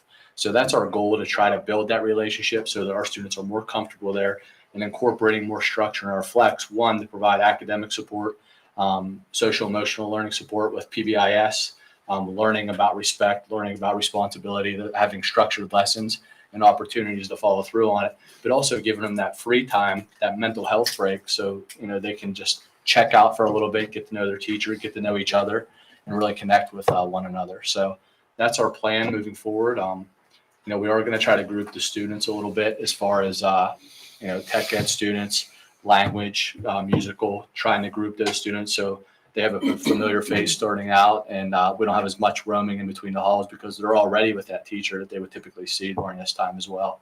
So, with your guys' blessing, we'd like to move forward with this, structure our schedule a little bit, and start working on grouping these students. Do you have an idea how many students each teacher will have? We're thinking about 20 to 25, so a typical class size. We've already worked reaching out to all the teachers and even gaining interest from the students as well, and incorporating which teachers will be where. Stucco is a little bit bigger. It's a bigger group of about 35, but we have a support built in where one of our family consumer science teachers that's going to be down there can have a lab to offer support for family consumer science stuff, but also help with Stucco and that responsibility as well. So 10 minutes at the beginning of a flex will be long enough to check the assignment book and do a grade check for all those kids? For you would have to group them. But you have them in homeroom. So you have that time in the morning, but also we have those 3 academic days. So we're hoping that teacher can get around and, with those 3 days, if you need to go into one or the other a little longer, that's fine. But we want to make that personal connection with every single kid at least once a week. And then also, if you look at the parent communication that we're focusing on as well, this is a point person that parent can go to, and that teacher can reach out to the parents as well, because they see the kid twice a day, every day. Yeah. So, one, we're making student connections, but we also have a parent contact relationship going on there as well. So. Any other questions? I mean, one thing I would add, Mr. Harley, is when I talk to my peers and my colleagues, where we see the most amount of need and trouble is at the middle school level, that need to connect, to read, the need to focus on executive function skills, like, hey, how to plan, how to set your timer, how to review where you're at in your grades. Those are skills that we taught, and I like the fact that we're planning for it, doing it, because eventually the goal is not to do that, right? The goal is for them to self-manage, and this allows them a proper way to model. So Justin, I know you worked on them with this, and so did Rob and myself, but I'm in full support. But Justin, anything you want to add from your experience with social emotional learning?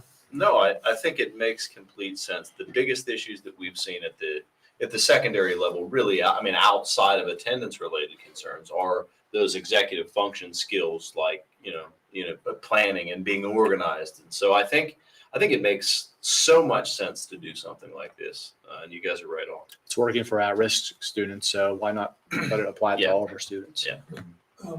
Tammy, you have a hand up? Yes, I was just, all right, my concern is a lot of teachers get busy. Is there any way to make sure that nobody slips through the cracks or who's being checked on and whatnot?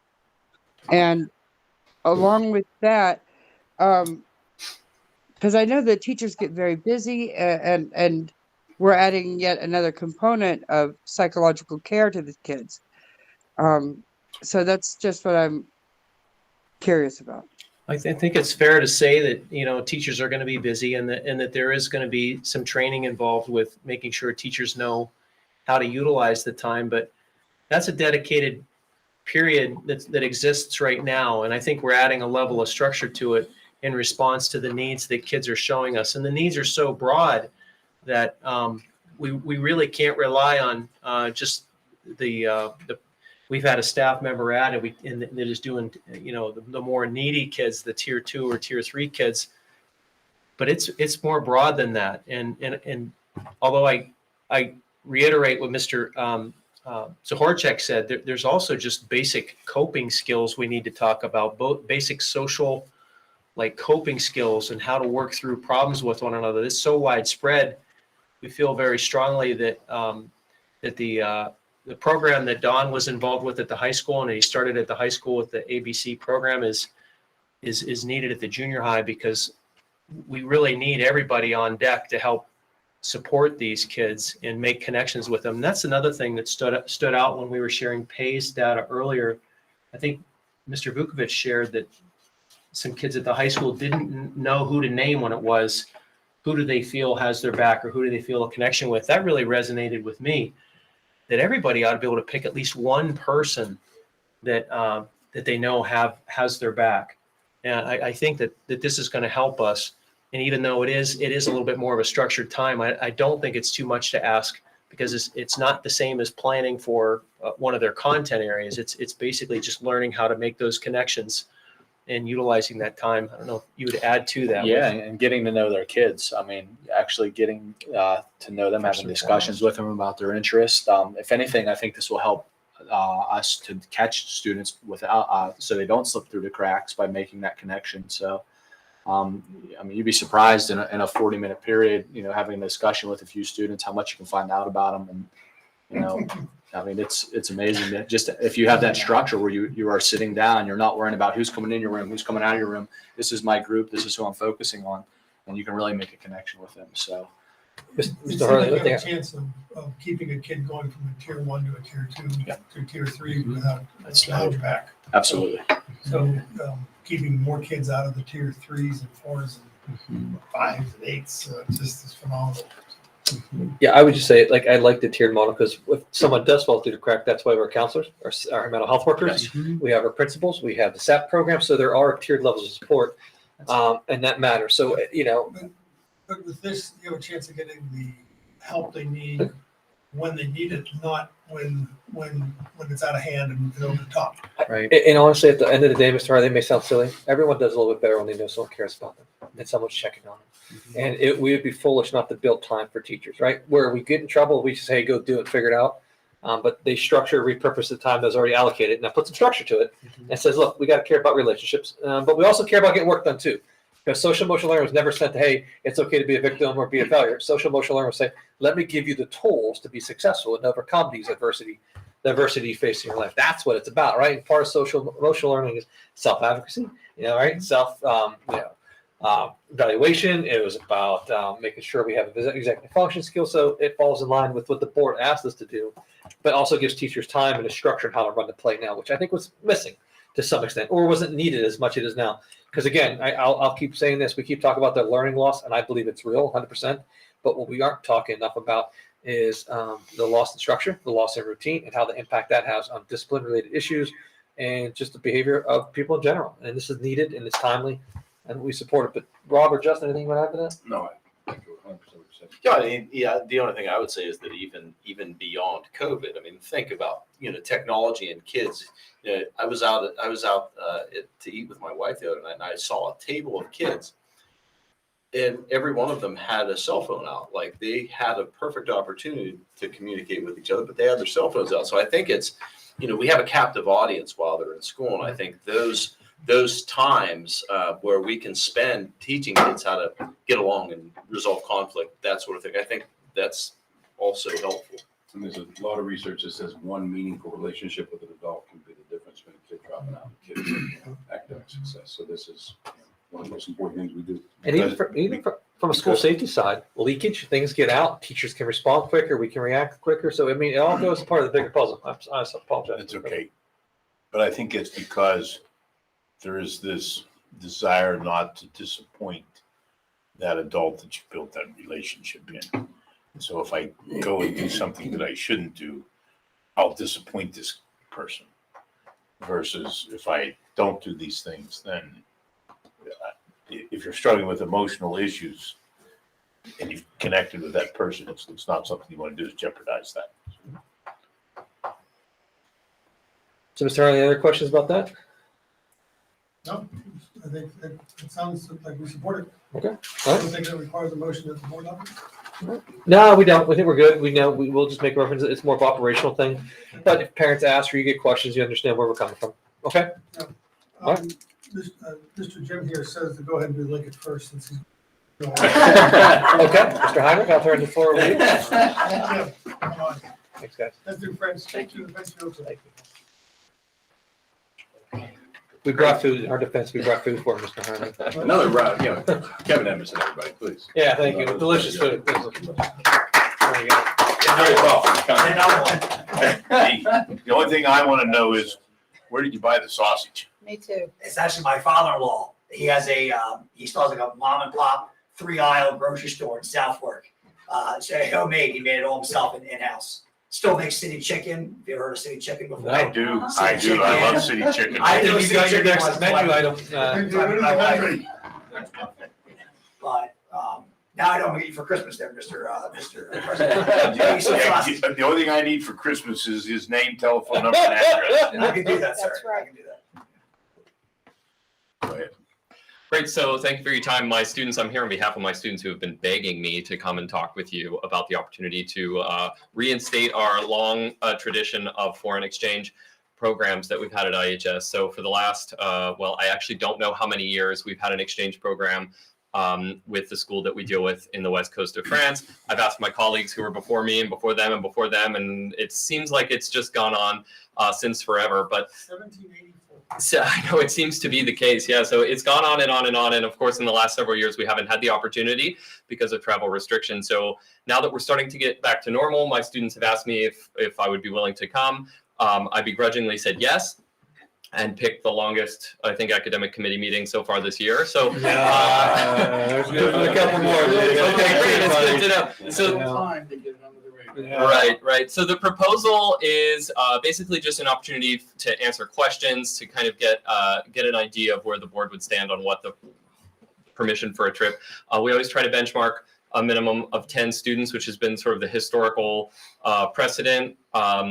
The trip is fully funded by student monies, with the exception of the substitute, which is the past precedent that the board has been willing to fund for the somewhere between 8 to 10 school days that each trip has happened. So for those of you that are new to the board, we take a group of students. We host students from Saint Paul, Lycée Saint Paul, which is in Vannes, which is a small city on the west coast in the Brittany region of France.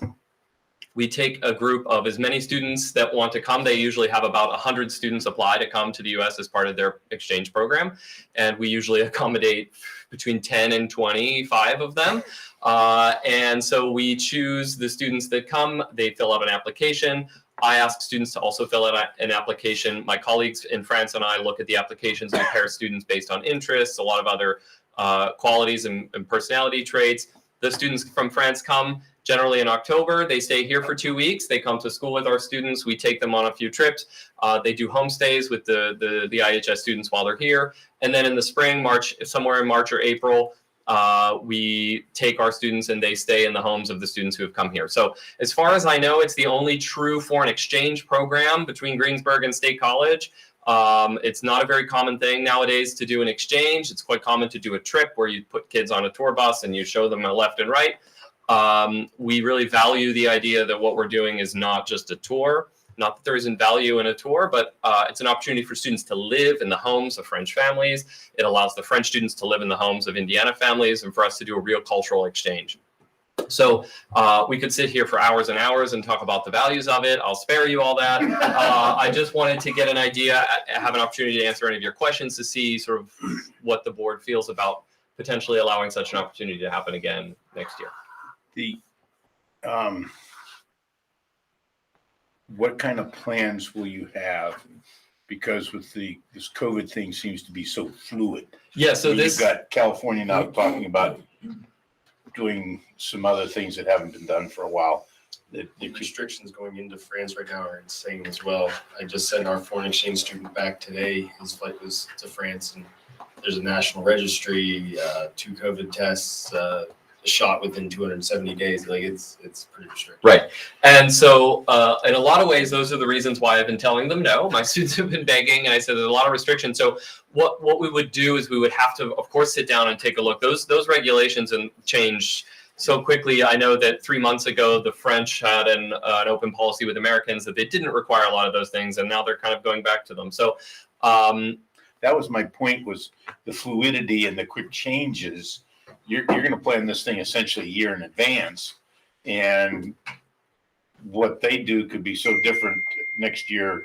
And what kind of contingencies are you developing? That's the question. Yeah, and those are things that will have to be developed. Those aren't things that I've come with a plan of how to plan for every possible contingency. But of course, there will be a plan before we make a proposal to actually take a trip with students based on what the current travel recommendations are. But some of those things may not be able to be predicted. And so that's sort of the difficulty in trying to do the trip. But at the same time, I think most of those things we can overcome a lot of those things as it pertains to testing and as it pertains to all the other travel restrictions. I assume Yanis got back okay? So I haven't heard he made it the way back yet. but Okay, so, it's probably still in the air somewhere. yeah, so we would have to, those are things that would have to look at. One plan for contingency that I thought, and I've always, the trip has always been done with a single teacher chaperone. So that's always been just myself who is gone. And so there could be a discussion about allowing a second person to go, even if that person is not a current district employee, maybe a retired employee, maybe someone who has some experience traveling with students internationally, that might be able to help with some of those issues that might arise as it pertains to COVID and the restrictions that we're facing. A school board member, yeah. As long as you pass my very rigorous test, that I wish I spoke French. We suspended because of all the noise from COVID in the last 2 years now. Well, three really, because the spring of 2020 and then 2021 and this year's 2022. Yeah. So, and you obviously recognize that there will be an added layer of difficulty. Oh, sure. But I think as a school board, we support trying to get this reopened and try to get this exchange back functioning again, somehow or other, with the understanding that when travel restrictions come up momentarily, you have to figure it out. Worst case scenario, you get there and you spend your whole exchange in quarantine. Yeah, or you don't, or you decide not to go. Right. Okay, but those are the things that you're gonna have to. A great opportunity. Yeah, Past those hurdles. And I've always recommended to students, families to purchase the travel insurance that went with the trip. I mean, the one unique part of our trip is that we don't use an agency to do the travel. I do all the work myself, which saves students in the ballpark of $2,000 to $2,500.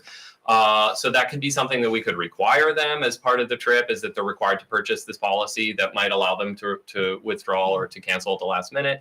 So there are some little changes that we could do that might be beneficial in the current COVID environment. But again, nothing is, we can't predict every possible scenario. Well, and we don't want to. Right. I think what the board wants to do is take the step back, encourage you to take 20 kids to France and 20 kids here and see what you can get done. And if you can't do it because of some problem in France or some problem in California, then you can't do it. But you know that going in. Mike, do we want to put possibly a motion that, authorizing them to pursue the possibility? Do we need to do anything like that? No, I would advise you not to prove anything other than let him continue working, because you don't know what you're proving. I mean, it's nicer to be here. I wasn't so much suggesting we approve the trip, but approve the planning of it. Is there any? I think if you're okay with it, you still have to say, because at the end of the day, you're okay with the planning, but I would advise you wait to see the plan and full details before you approve. So I say allow them to work. I promised Wade that I wouldn't promise the students we could go until I had a chance to come and talk with you, because you get them all excited. On our board, on the report that you spoke and that we Yep, authorized you to pursue it. Right. And then So what I plan to for do is advertise to the students. They don't know that I'm planning to offer them a potential opportunity for travel next year. So I will tell them, I'll send some information to get an idea of how many students would be interested. Of course, our partner school has always been really good dealing with us. We've been together for 30, 40, 50 years. I don't know how long we've been working together as partner schools. So they're really helpful in allowing us to kind of come up with a plan. We'll look for dates. We'll decide, what will work, and we'll put a plan together. Okay. Great. Thanks, sir. Mr. Hyatt, you're back up, I think. I am indeed. So, is this the last thing? No, we're staying. You're staying. Now, for the record, we started late. Remember this. Yeah, but it was only 10 minutes late. No, it's 6 o'clock. 6 o'clock. Thank you. It was about 10 minutes. It was I was keeping a log. Thank you, Dr. I'm Shea. not sure that that sounded borderline. I'll talk to you later. So, am I fired? Yes. I was actually talking about the superintendent. So hopefully this doesn't take too long because I've presented this to you before. Linkit is a data management, data warehousing, assessment company out of New York who have a program that helps schools manage all of their data-driven decision-making. So we collect all kinds of different data, and what we do, like we have the Acadians assessments at the elementaries, then we do the Acadians math, and we do grades and attendance and PSSA scores and PBAS scores and all of these different data points, and there are 15, 16, 20 different places to go to pull all this in. What Lincoln does is it pulls it all together, and then it layers on a system that can build that data out for us to, and basically break it down for us to make it much more usable and actionable. So you've heard the expression, we're data rich, information poor. A lot of school districts suffer from that, where they get all of this data, but then they don't do anything with it because the time it takes to really break it down, build the reports, get it to the right people. By the time you get all that done and you start to analyze the data, it's time to collect the next set of data already. So it's Lincoln tries to solve those problems, and it has a variety of different aspects to their program. They have not only the data warehousing, but they also have the analytics piece that I was talking about. Then they also have their own set of assessments, and those assessments I'll talk about a little bit, but there's a correlation between them and the predictability to PA state assessments. So, and I have that study attached, so you can look at those results. And then they've developed a pretty strong MTSS/RTI, which is our, you know what MTSS is. We've been building this for a long time now, but a management system for that too, which is nice because we've had those 3 school psychologists/MTSS coordinators trying to build this from scratch. And what Lincoln is saying is, look, we got you. All you have to do is tell us what you want in the system, and we'll build it out, and it'll all be in one place. So every time we have a data meeting about a student, Lincoln gives us the ability to pull in all that student's data, compare that student to all the other students in the district, compare them to national and state benchmarks, analyze what where the student might be strong, might be weak, then also house all the notes we have, the interventions we've tried, and that allows us to build a profile for each student. So when we make a decision as a data team, those all of the notes and all of that process is housed under one umbrella.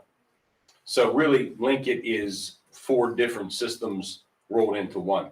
We used to pay for a system called On Hand Schools. On Hand Schools was a competitor of Lincoln. On Hand Schools did most of the stuff that Lincoln does. However, where Lincoln, I can tell you from firsthand knowledge, and I think all the principals would back me up on this, the difference between On Hand Schools and Lincoln is the customer service. On Hand Schools, I would call, no one would call me back. I would send them an email, no one would email me back. Then I'd get this weird ticket number. We've reached out for ticket number such and such and such and such. And I would have to give them information that I just left them a message about on the thing. And it would take so long for them to get the problems fixed. They weren't problems by the time they fixed them anymore. We had already moved on. Lincoln, in contrast, we're building these summer camp rosters, and we're still learning the system. So we didn't know how, we knew that Lincoln had the ability to group kids based on a data profile that we set. We didn't know how to do it.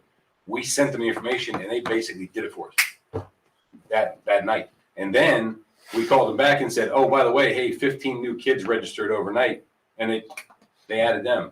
And they walk us through. I think the science department at the junior high was struggling with understanding how the growth measures were on the benchmarks we did. Lincoln set up a one-on-one meeting with the teacher, and then that teacher said, I'd like to meet with my whole department so they hear it from you instead of me. And they set up another meeting, no charge. Just, the guy set up a quick Google Meet, walked them through all this stuff and held their hand, and then offered to come back and set up another Google Meet anytime they want. That's the tremendous difference between On Hand Schools and Lincoln. Now, there's also a tremendous difference in price. So you got to be aware of that. But real quick, and I'm not going to go through all this because what Lincoln does, and if you look up at the screen, it breaks the data down, 100 different ways. There's Navigator reports, which Lincoln builds the reports for us and send them out to us and say, hey, here are reports that we think schools use and a lot of our customers like. Here they are for you already built, and they send them out. And then we publish them and send them out to the principals or the teachers, whoever needs them, the data teams. Then we also can build our own reports and compare data. And the nice thing is, as you can see here, they take the benchmark assessment that they give, that Lincoln makes. We just put the kids on the computer. We answer. The kids take the test 3 times a year. Linkit then processes all the information, scores the test, breaks it down based on academic standard or academic anchor, assessment anchor, and spits out all this data so teachers can look at this and look at their instruction. And this teacher, the names have been removed to protect the innocent, but this teacher, you can see, is very strong over on this. His students are doing very, very well on this anchor, but there's a tremendous need. They're not scoring as well on this anchor. You can see test A to test B. Here on this anchor, the students have actually regressed a bit, where over on this anchor, the students have grown. So this teacher can quickly look at this data and see whatever this anchor is. I believe this is math, this is Algebra 1, that, I'm doing a pretty good job in the first semester addressing whatever this anchor is. However, I need to pick it up on, this one here because my students are losing ground. So, the teachers can use it to better inform their instruction. They can look at ways they can improve. This is another way to look at a different set of data. This is class growth, how much they've grown based on each assessment anchor. Here's another way that the principals can look at a class chart. This is a list of students. I took the names off the end here so that people wouldn't see the students' data. But you can see here, this is the A benchmark versus the B benchmark, and then it tells them how much they've grown between the two, how that growth is typical, high, low, etc. And it not only compares them to other students in Indiana, but it compares them to all Linkit schools across New York, New Jersey, and Pennsylvania and Maryland are where they are mainly based. And so we get a really good idea of how well our students are doing and how well they could be doing. Here's a way that principals can compare classes. These are all lists of the different literature classes in 6th grade, and you can see which ones the students are growing the most and which ones they're not.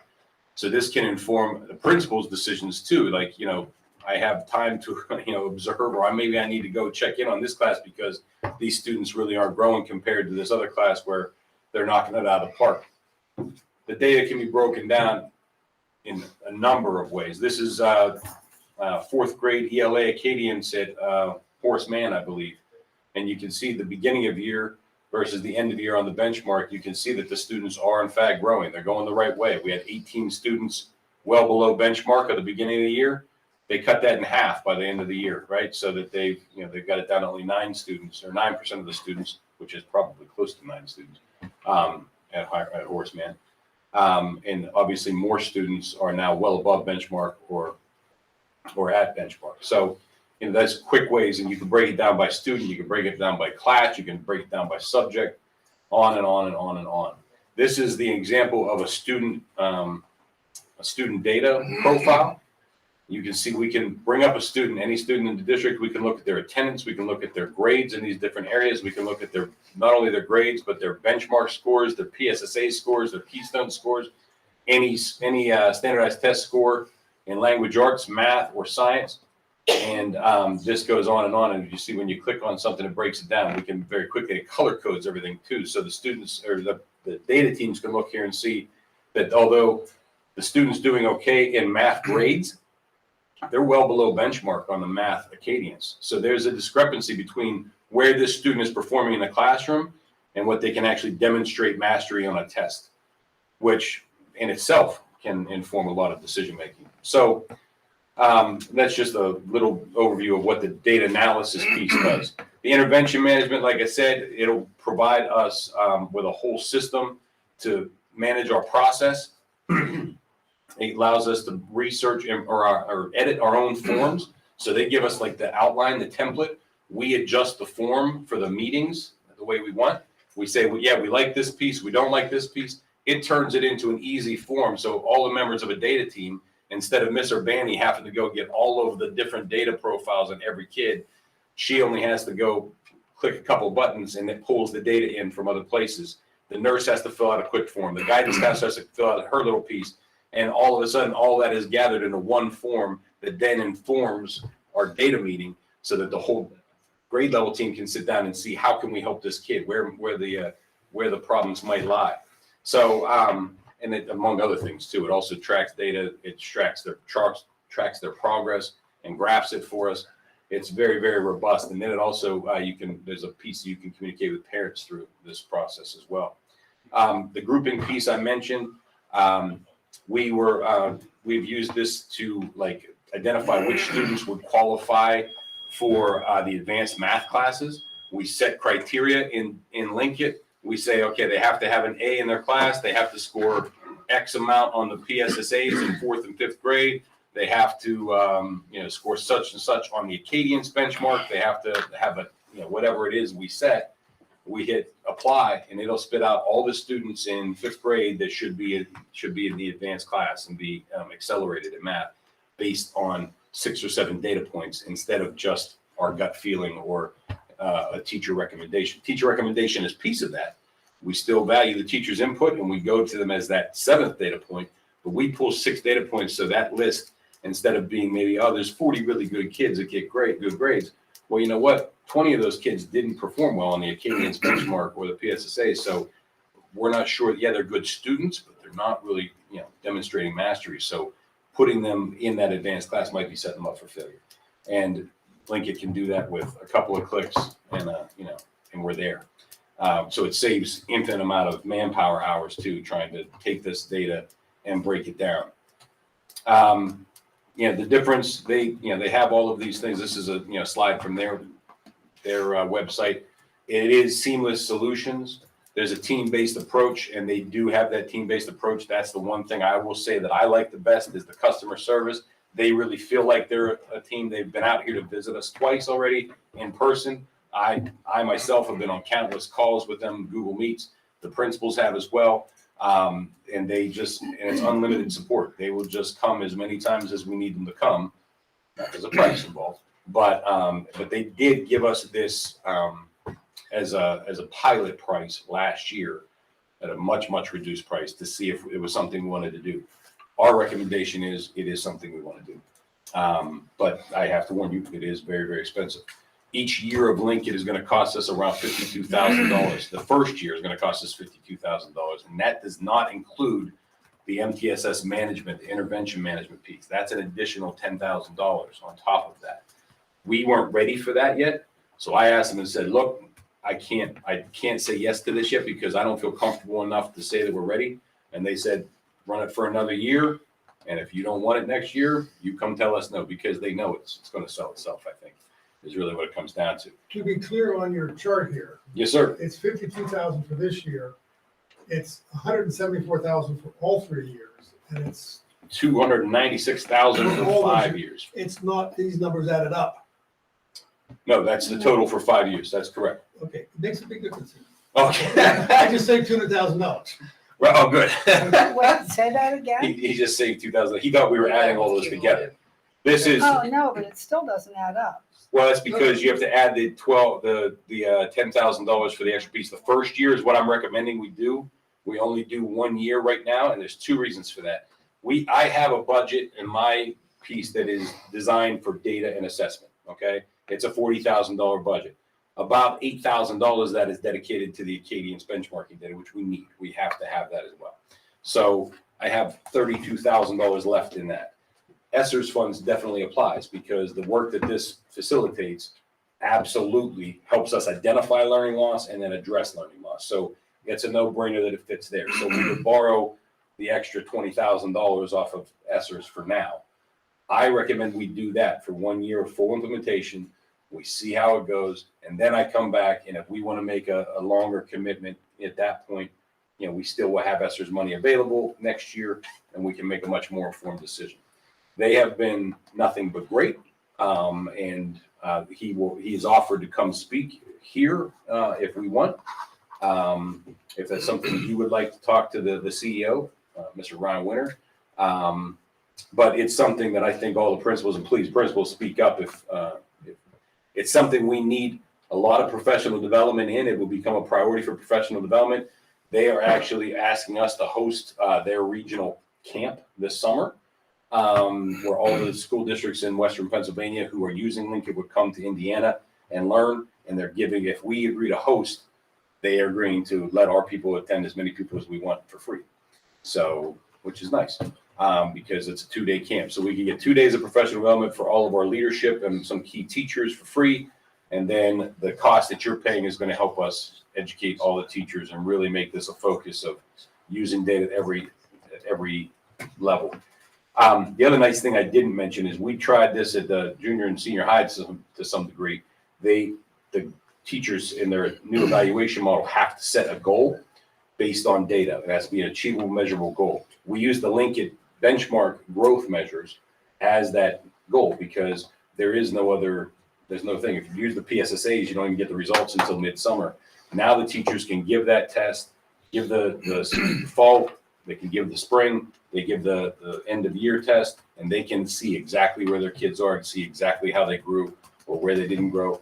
And we set goals like 80% of our students will achieve typical or high growth for us to score proficient on that piece of our evaluation.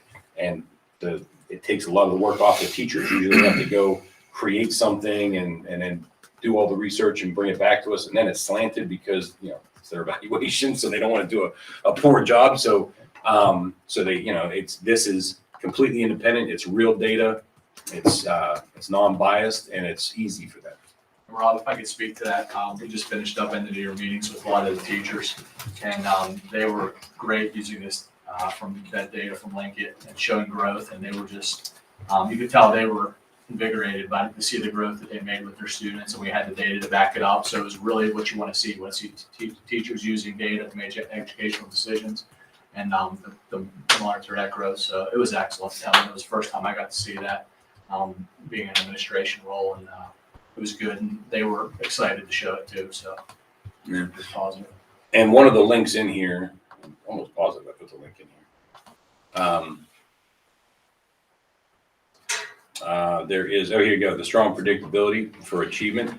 The nice thing, we used to use the CDTs, which is the classroom diagnostic tool that was free from the state. It was nice, but it was cumbersome, and it didn't really have any predictability to the PSSAs or the Keystones.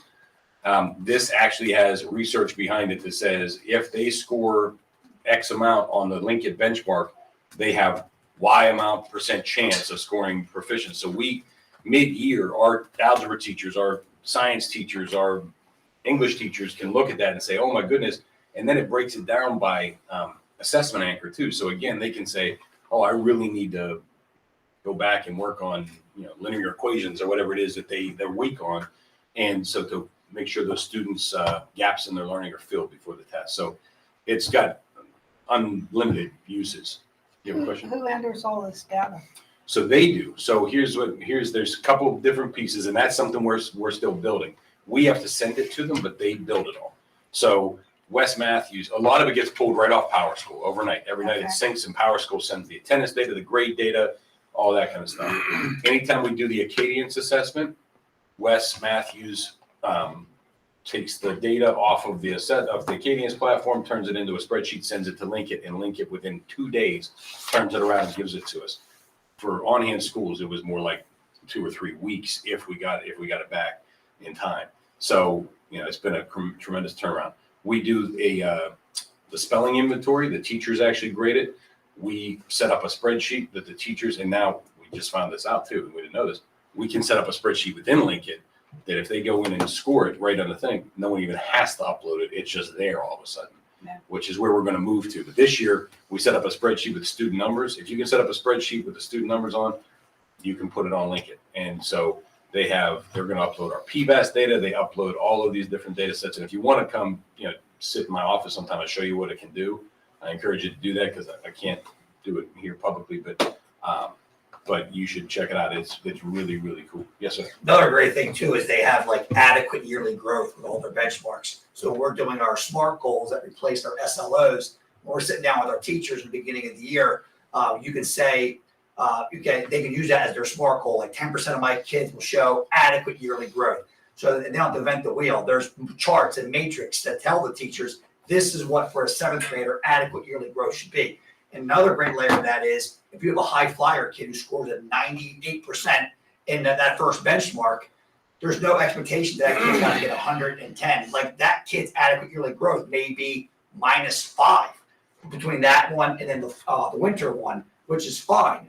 And where those kiddos who, are, struggling to show a big amount of growth, their adequate yearly growth may be 3%, and that's good for that kid. So teachers don't have to invent the wheel. And it helps them have with a good, smart goal so they can drive their instruction throughout the year. So that's a really cool, good, really great piece that we have as administrators working with our teachers as they're coming with their goals for the year. If we spend $300,000, is there any savings on the other programs we don't need? We already got rid of on-hand schools, so I took it upon myself, so I hope you're okay with that. I did not renew that when they sent it to us. How much was that? That was $27,000 For 1 year? per year. That's Okay, correct. so for 27,000 times 5 is 125,000. Yeah. So, This is, so for 300,000, we get this program less 125. Is there anything else you're not telling us? no, that's it. That's all I'm telling you is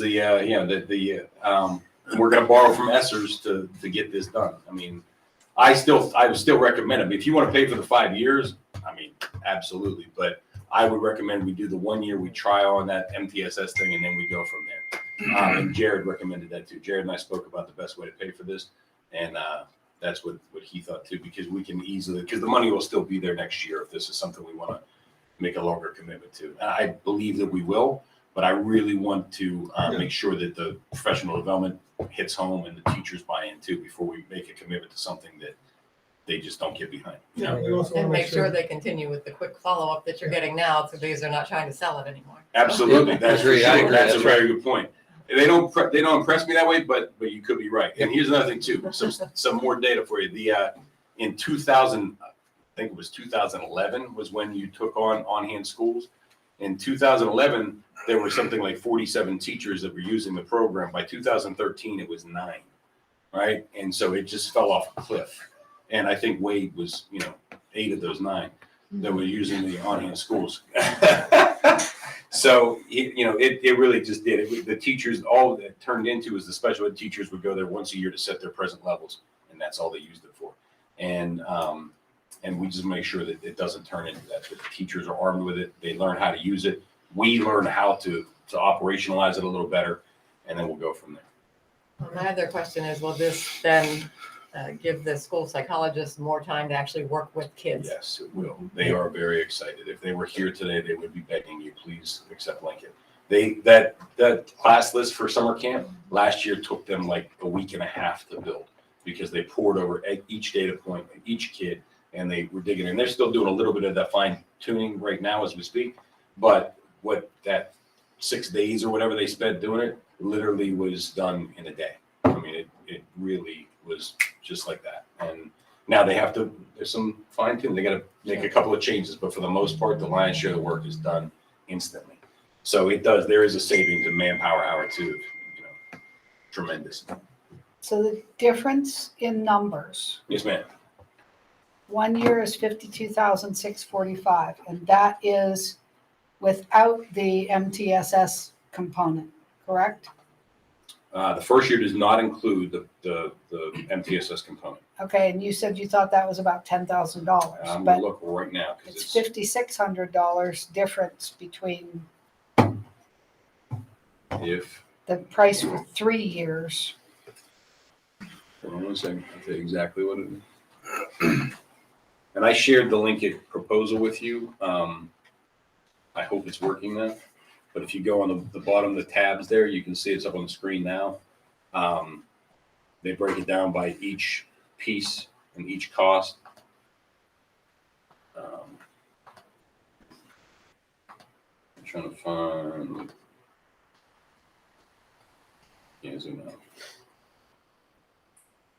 Trying to find the.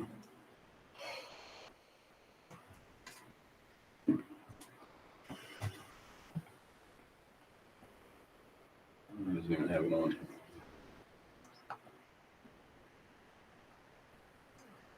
Here, the intervention manager is $3 a student typically. So 0 next year, and then $8,400 each year after. Is that what you're saying, bro? Yep. And you should be able to break all these down on this. Well, then I don't know where these numbers came from. The numbers on your quote. Okay. Well, we can look into that. they might be adding professional development onto the MTSS thing as well.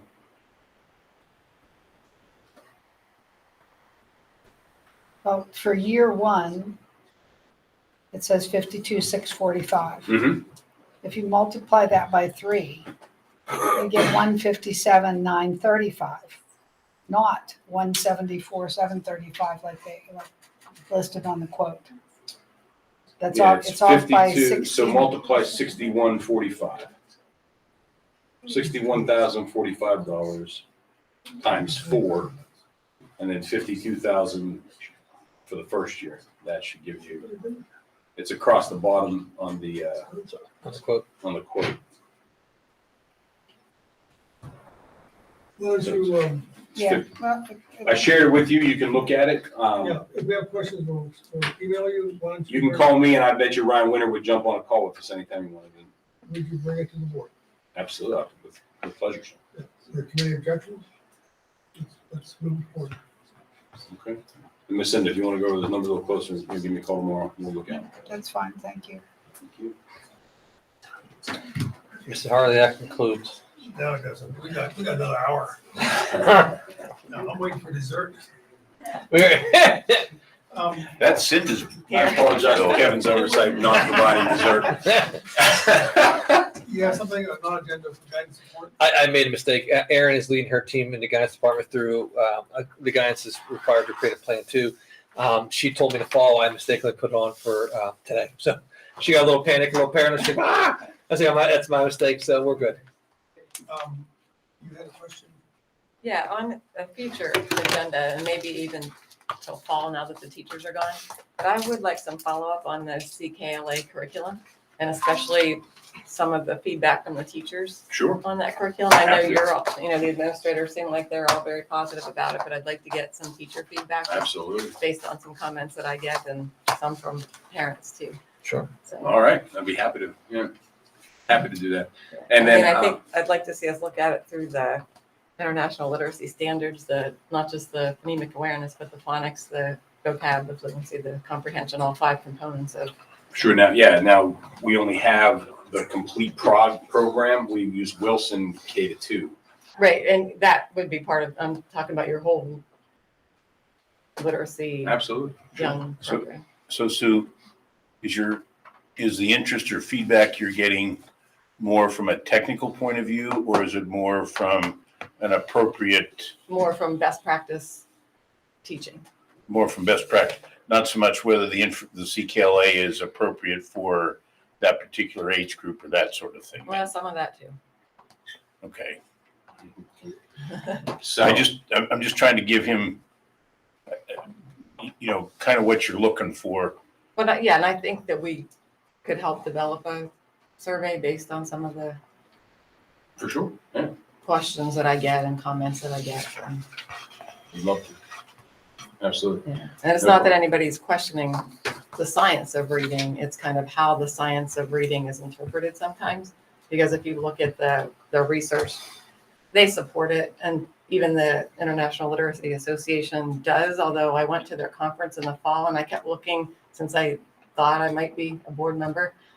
I kept trying to find sessions that would actually talk about the science of reading that I could learn more myself, and there was not one session at the whole International Literacy Association conference on the science of reading. And that was a major red flag to me, to be honest with you, that, and I know Pennsylvania adopted the science of reading, but again, a lot of it's the interpretation of the science of reading that is questionable.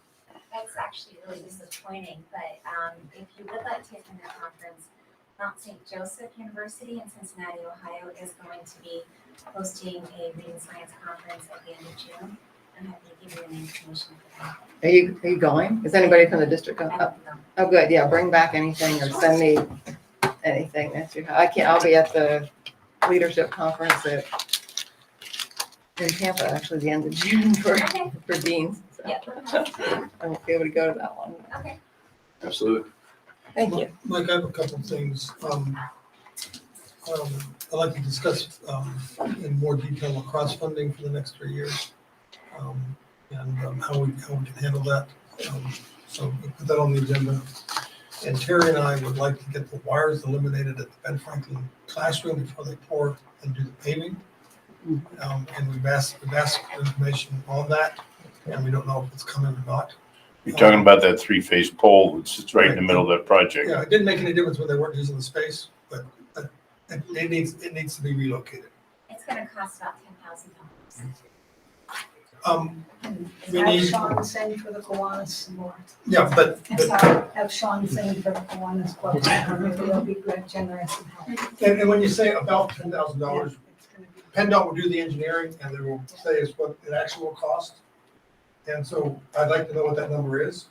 And I'd like to get that moved forward to get that thing out of there. It's a hazard in the middle of that space. If something happens to that transformer, there's going to be 7 Penelec trucks running all over that park. And it's going to be done on it's going to happen on a Tuesday night at 3:00. So, it's going to be a disaster. If one of those transformers goes, the roof to Ben Franklin is right there, we might have Eisenhower all over again. It starts a fire. No, you are so optimistic. I was just worried about. I watched the transformer go at Tom's Pizza that night. Okay. You've never seen such a thing in your life. The reason they did it was 1955, it was the cheapest way to do it. The transformer should be, we should be buried from the street down to this. We shouldn't have a playground with 3-phase wires across it. So I'd like to get that taken care of. I don't think that there's any possibility that we can fundraise. I'm not asking you to fundraise that. Oh, Okay. No, I don't know I what was the price picking is, and on you. then Sid and I are You gonna- you and need Sid to and I are just gonna chill. have a discussion. Yeah. Okay. And Tom's gonna write you a check. I'm sorry. Do you have something else, Michelle? I'm sure I do, but it's. Well, I have one update for you. So we had a little No, trouble. wait a minute. We had a It's little on the trouble agenda. finding a driver's ed teacher for the summer program. However, good news is we did have an applicant who finally called me back today. So we are going to launch that program, albeit a little bit late because the kids are out, but we'll send that out to the parents. I'm going to work with this gentleman tomorrow to see if, number one, he is, who he says he is, and he checks out. If he checks out, we'll launch the program.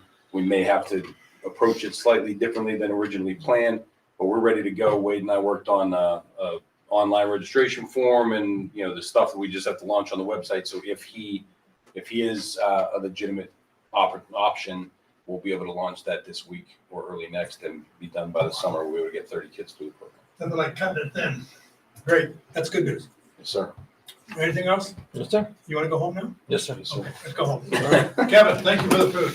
Yes, My pleasure. thank you very much. Pleasure. I just want to. I got you, Rob. Can, Look at you.